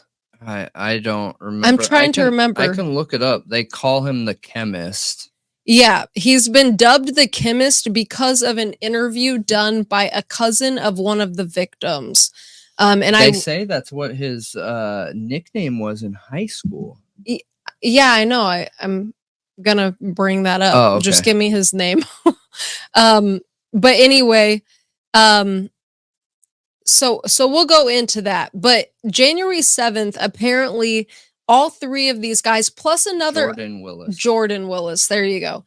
Apparently they all, plus another guy, went over to watch the Chiefs and Chargers game. Now, there is an interview with a neighbor who said he saw these vehicles arrive and were there all weekend. And this guy went hunting on Sunday, meaning it didn't seem there would be a way for him to have seen them arrive that Sunday if he wasn't home that Sunday. So that makes me think they were there from Saturday, maybe even Friday, like literally there all weekend. Okay. Because that's contradictory. Yeah. That they didn't come there that day. If he wasn't even there that day, he saw them come earlier in the weekend. So like Saturday or something. Or he's mistaken. I don't know. I just know that the more we look into cases in general, the more cracks we see in eyewitness accounts. That's all I'm saying. He said that he had just moved in, so he didn't know much about Jordan Willis, but that everything was quiet until that weekend, and that they were there all weekend. Yep, I got you. So, I mean, I don't know. Eyewitnesses are just, it's a flip of a coin. Okay, yeah, I guess. But it's interesting, to say the least. But anyway, what's more interesting is if that statement is even true at all, wouldn't their family members know? Wouldn't that have already come out? I don't know. Like a fiance. Yeah, I don't know. I mean, she didn't even come till Tuesday to look for him. I get it. So, anyway, they watched the game, and then January 8th, the next day is apparently Jordan Willis sleeps. Okay, he goes to bed that night and thinks that his friends left. Now, his story has changed multiple times, so I don't know what his official narrative is, but I heard he claimed that he fell asleep on the couch and he thought he saw them leave through the front door, and that's his last memory. The next day, he wakes up, he works on his computer for a while. Now, in a previous breaking news update, I said that he had left a few times. Apparently, that's not true. I got that impression because he said he was working. He works from home, apparently. So he didn't leave. He worked on the computer and he slept, and worked on the computer the next day and he slept. But he didn't notice anything at all. Sure. And then January 9th, later, I'm thinking in the afternoon, the fiance of McGinney is looking for him. And she comes by and she apparently breaks into his basement, like breaks out a window and goes upstairs. I mean, if you can't get a hold of him and then, knew he was there. Well, I believe she knocked and nobody would answer. She breaks in and then she ends up finding him in the backyard on the porch in like a lounging chair outside, and he is passed away and frozen. And she calls the police. The police come and they find the other two out in the yard. And they're all passed away, and it's a mystery because the cops couldn't identify a cause of death other than these men are frozen and passed away. So immediately, Jordan Willis is handcuffed. There is video from a neighbor that shows him being detained, but then he is released. And now he's made a ton of statements through his attorney. A lot of them don't look so great. The fact he went to rehab doesn't look great. Right. He checked himself into rehab now and said that one of his family members said that this was a wake-up call for him, and he checked himself into rehab. And there has been an interview from one of the, because apparently all these guys knew each other from younger days, like school days, like from being school-age children. They've known each other all this time. Yep. And that Jordan Willis, the man who rented this property and lived there, he had the nickname The Chemist because he was known for making drug cocktails for people to like cheer them up, or when they were dealing with something, he would make a drug cocktail for them to make them feel better. And that cousin even like goes on to allege that he was experimenting on them like guinea pigs, which I think is taking it a bit of a stretch. I don't know about that. Unless they found a chemistry room and or set, or you know what I mean? Yeah, he's an HIV like research scientist. Yeah, he manages data. Yeah.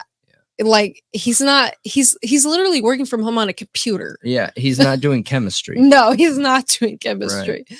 The nickname literally just comes from when they were younger. But so the police have said that they are investigating, but there is no foul play, and this is not a homicide investigation. This is not a murder case. They are not investigating it like that. I've seen a ton of ex-law enforcement on news saying that's a red flag and weird. Why wouldn't you? It changes the way you're looking at the case. But then others say, well, it's not so weird, but they better be investigating it. Yeah. Which they are, even if they say, you know, that there's no foul play. That doesn't mean if they find a cause of death that could implicate somebody in having some kind of liability, that they won't make an arrest, because they very well still could. It just may not be homicide. They're doing the right thing here, you guys. The right thing. And they're getting so much flack for it. If there is not evidence of foul play, then you don't act like there is. I know. So obvious. You investigate, like it's the this or that behavior and belief system that like, oh, if they're not investigating like it's a homicide, then they're just not doing anything. They're not investigating anything. That's it's like not they're true. Doing everything or nothing. And exactly, it's not true, because they're not intentionally investigating through the steps of a known homicide crime scene does not mean they're not investigating it. And if they find evidence of a homicide, they will absolutely change tactics. Absolutely. Yeah, They're they doing will. the right thing. They will. And, you know, during the time before we found out, I mean, this whole time, basically, since this, everybody has been speculating drugs. And I did feel like it had something to do with drugs too. And when I knew what they were doing, okay, I heard from family members that some of them messed around with drugs, but none of them were addicts.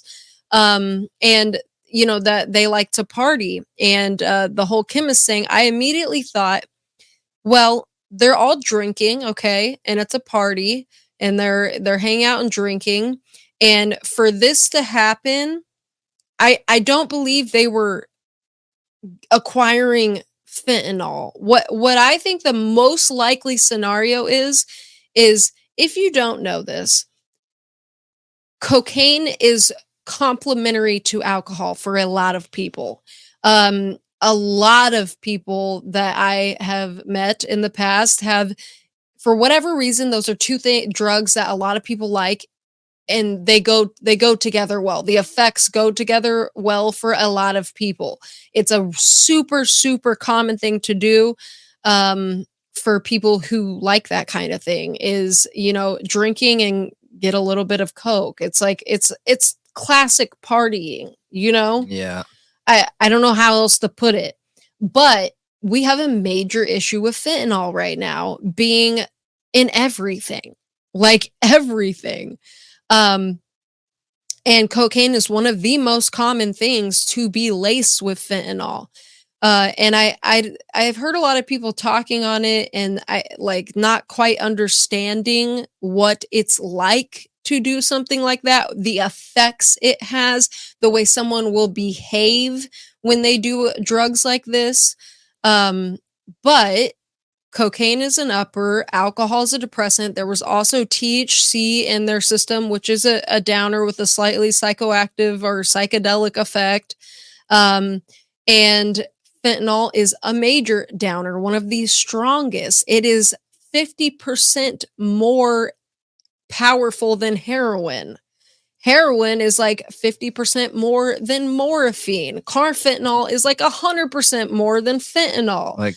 Like 10,000. Oh yeah, you're right. It is like 10,000. I'm wrong.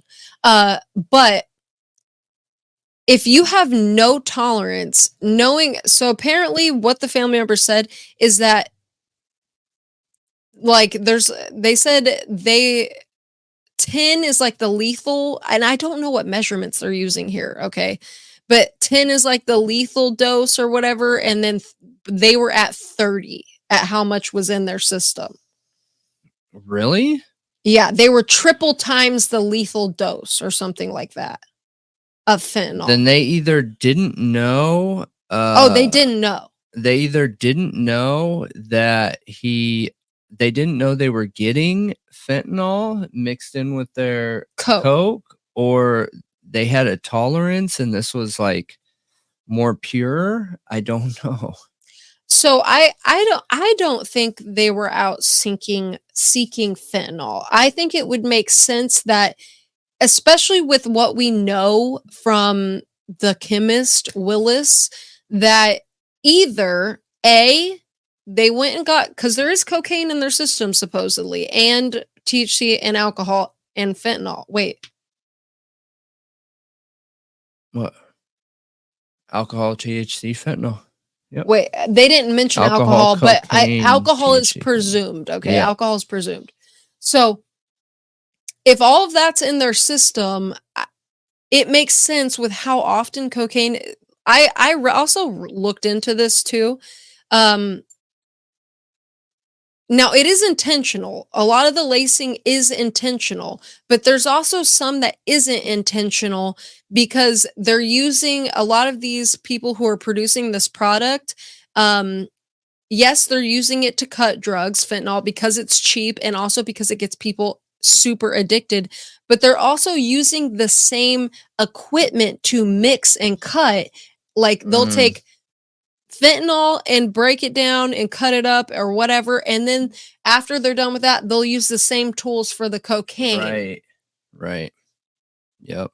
So there's still trace amounts getting in there, but with it being this much of a lethal dose, it makes me think, well, did their friend make a cocktail because he's known for doing that. They're partying. It's an ode to good times before. He makes a cocktail without realizing how potent and strong it is.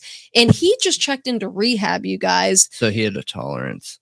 So probably. did he have a tolerance? And that's why he survived.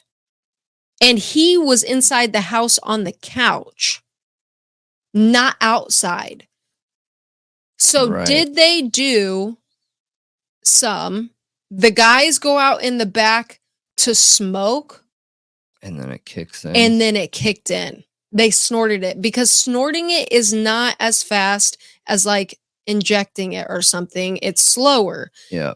It takes a little bit more time. So it would take a few minutes to fully kick in. Maybe maximum 10 minutes. It just depends on what you got going on and everything. But I think the absorbency could be increased if there truly is cocaine mixed in with it. And they were speedballing, but the intranasal absorbency, I think we looked it up, it was between like 70 and 80%. So it at 3 times the rate, and 70 to 80% absorbency through intranasal. It almost makes me feel like they didn't know they were doing fentanyl. It makes you wonder if it was more fentanyl than it was coke. Oh, yeah. It had to have been. That's what I'm wondering, is that for whatever reason they didn't know. Or maybe this dude was passed out and they found his stash and thought it was coke, but was actually fentanyl. Oh. And he really didn't know, and his friends found his stuff, but hey, let's do these 3 lines together, cheers, and then go out to smoke. And so basically what would happen if you just snorted that and you walked outside to smoke, and say they're sitting there or messing around, it starts to kick in. I think there could be some stumbling, possibly. Like, because my question is how one's chilling in the lounger, okay? He would basically nod off peacefully to sleep. Mm-hmm. It wouldn't be painful. It wouldn't be scary. He would feel super good until he's just gone and unconscious. And, and then the other guys, like, I don't know how they ended up in the backyard. The only thing I can think is they're messing around, goofing around, going out back to smoke, and then it kicks in and they just pass out. Yeah. Because it would hit them like a ton of bricks. Oh, yeah, they'd be out. Like, they would just be they out. Wouldn't know. They would be alive and talking, and then Yep. They couldn't control it at all. Like, nope. There's not even time to ask for help, you guys. With that much amount of fentanyl in your system and it hitting you like that, you have no time. Yeah. Essentially, they literally put a lit grenade inside of them, and didn't know when it was going to blow. Like, that's it. Yep. There was nothing they could have done. I don't think at that rate and how quick that happened, even if their friend was alive, I don't think that paramedics would have got there on time. They would have to be there in less than 12 minutes to not cause brain failure and injury. Yeah. So that's actually a really plausible scenario that you just mentioned there, that maybe he was passing out on the couch and they found his stash, and he slightly remembers them going out of a door, like getting their jackets on and going outside and not realizing they're going out to smoke because they just found your stash and snorted it. Yeah. But here's my question. If that is what happened, if he is an addict, he would notice some was gone. Okay. He wouldn't not notice that his stash had been taken out of by 3 people, because you're going to snort a lot more. Like, you know what I mean? Yep. Like, it takes more when you snort something. So, and if he's an addict, he absolutely knows Unless that somebody got into his stash. Weight. Well, yeah, that's true. If he was doing that. But he has a respectable job. Why would he be moving weight like that? Well, when I say wait, I mean like an ounce of fentanyl is a lot, like a lot, because it's so potent. It's not like wait, where you're talking, kilos, but I get what you're saying, but yeah, if you had a lot, I guess it would be harder to tell. You're right. But what do you think about him not noticing? So I think I believe that he didn't notice. And that is the only thing is he has okay. I think I believe it because if you are trying to cover up like I've been in situations where people were ODing, okay? And you have like someone like me who doesn't care. I'm going to stay there and I'm going to try to save that person and do anything I can to save that person. And then you have people who are like, I'm not getting in trouble by and run and don't care what happens to that person. I think you're probably more likely to get in trouble if you do run and they find out you were there and didn't care and didn't try to save that person than if you tried to save them. Yeah. But that's just me, I guess. But if he were trying to hide that, why would he just leave them in the backyard? That makes no sense. Yeah. I know. For days. I get it. I have no idea. You guys There's know no I'm not point. the type of person that can commit to something without like feeling like I understand it completely. But Where's I think the it's benefit? very plausible either way. I don't know because I don't know the whole story. A lack of evidence isn't evidence. It just means there isn't any yet. But listen, okay, I think so. Here's the discussion I'm hearing around this is a lot of people feel like he deserves to be charged because it's his fault because he gave them the drugs. We have zero proof of that. Yeah, there's no evidence. One of them could have brought drugs. Yeah. Very, very or they well could have stole his while he was asleep. He could have anything. Yep, he could have not given them anything at all, which could be why he's not being charged because he said, "Look, I woke up and realized my drugs were gone and I thought they left. I never went outside. I work from home. I was on my computer. I went to bed. I was on my computer. I went to bed. Like I'm living my normal life, you know what I mean?" Mm-hmm. And I hear like people like Nancy Grace saying, "How could he answer the door in his underwear for the cops?" And I'm like, what? Really? Come on, Nancy Grace. what are you even talking about? What are you talking about? I would be offended that he's even wearing any boxer shorts. Anyway, I honestly, I don't know if he deserves to be charged. Okay. If he gave them something laced intentionally, yeah, I think he would deserve to be charged. Dude, but if he gave them something laced intentionally and they didn't know, absolutely. But come on, dude. Hold on. So there is a statute in Missouri, okay, that if you are committing a crime, a felony, and somebody dies, you can be charged because you are committing a crime and that crime had a direct impact on that person's death, that their death wouldn't have happened without you committing that crime. Wow.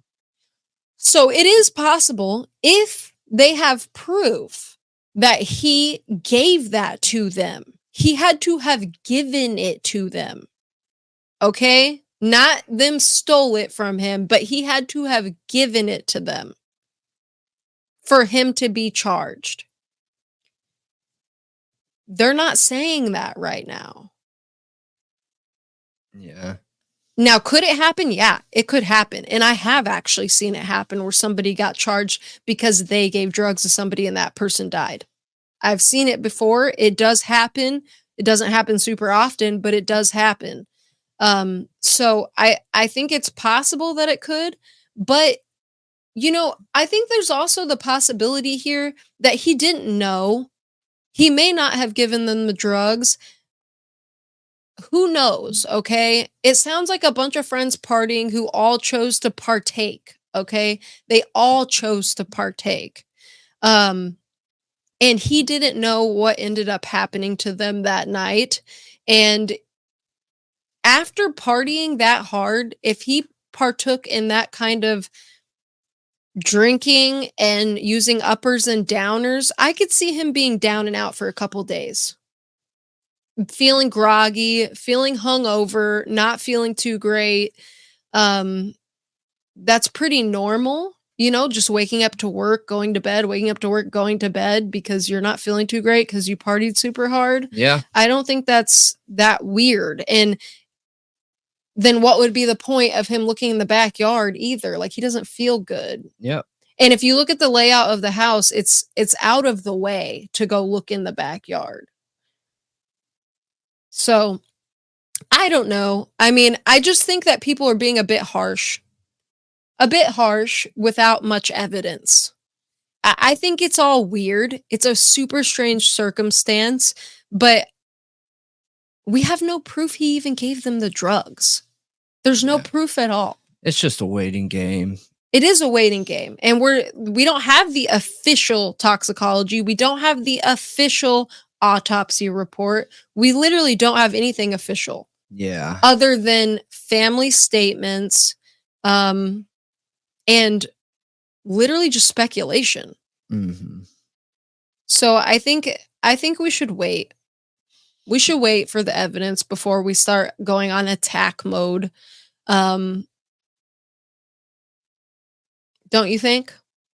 I mean, I don't need to wait for the evidence. If I start seeing something that looks shady, I'm going to call it. However, I don't see anything shady right now. I see things that could maybe be shady, but could also make sense. So yeah, I just don't see any major problems. I look for things that are factually untrue or improbable to be proven. And I just, there's not enough information to know one way or the other right now. But if we start getting that, like I said, him going to rehab is a red flag. It is a red flag. It is. However, he's not arrested. So, you know, I don't know. I don't know. It could be a wake-up call too, because if he truly is an addict, not just parties sometimes, but is an addict, it could be a wake-up call enough that he just lost 3 friends that maybe he's like, you know what, I don't want anything to do with any of this. You know what I mean? I don't know. I don't know these things. I need a statement. I need something. Yeah, I think that honestly, both scenarios right now are both equally as likely without any information. You know what I mean? Mm-hmm. Like, we just don't have any way to know. And I do feel kind of bad. Like, if he had nothing to do with it and was literally just minding his own business, like, maybe he's lazy. Maybe he is an addict and had nothing to do with it. Mm-hmm. You know what I mean? Like, they just partied and then something happened outside of his control. I would feel bad because I don't have any proof that he did anything wrong other than maybe being an addict, you know, and being like not aware of his surroundings. But I don't know. But I want to know what you guys think about all of this. It's a weird one. It really is. It's really odd for this many men to drop dead like this after doing those kinds of drugs. Like, all of them to drop dead like that. It is pretty strange. But you know, we're going to wait. We're going to look for the evidence. We're going to follow it where it goes, and we want you along with us for it. And let us know what you think in the comments.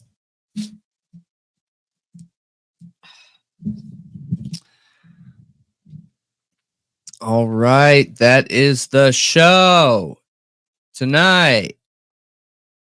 Make sure you do all the podcast things. Hit the thumbs up, hit the comment, hit the what else is there? Thumbs up, comment, reviews on podcast platforms.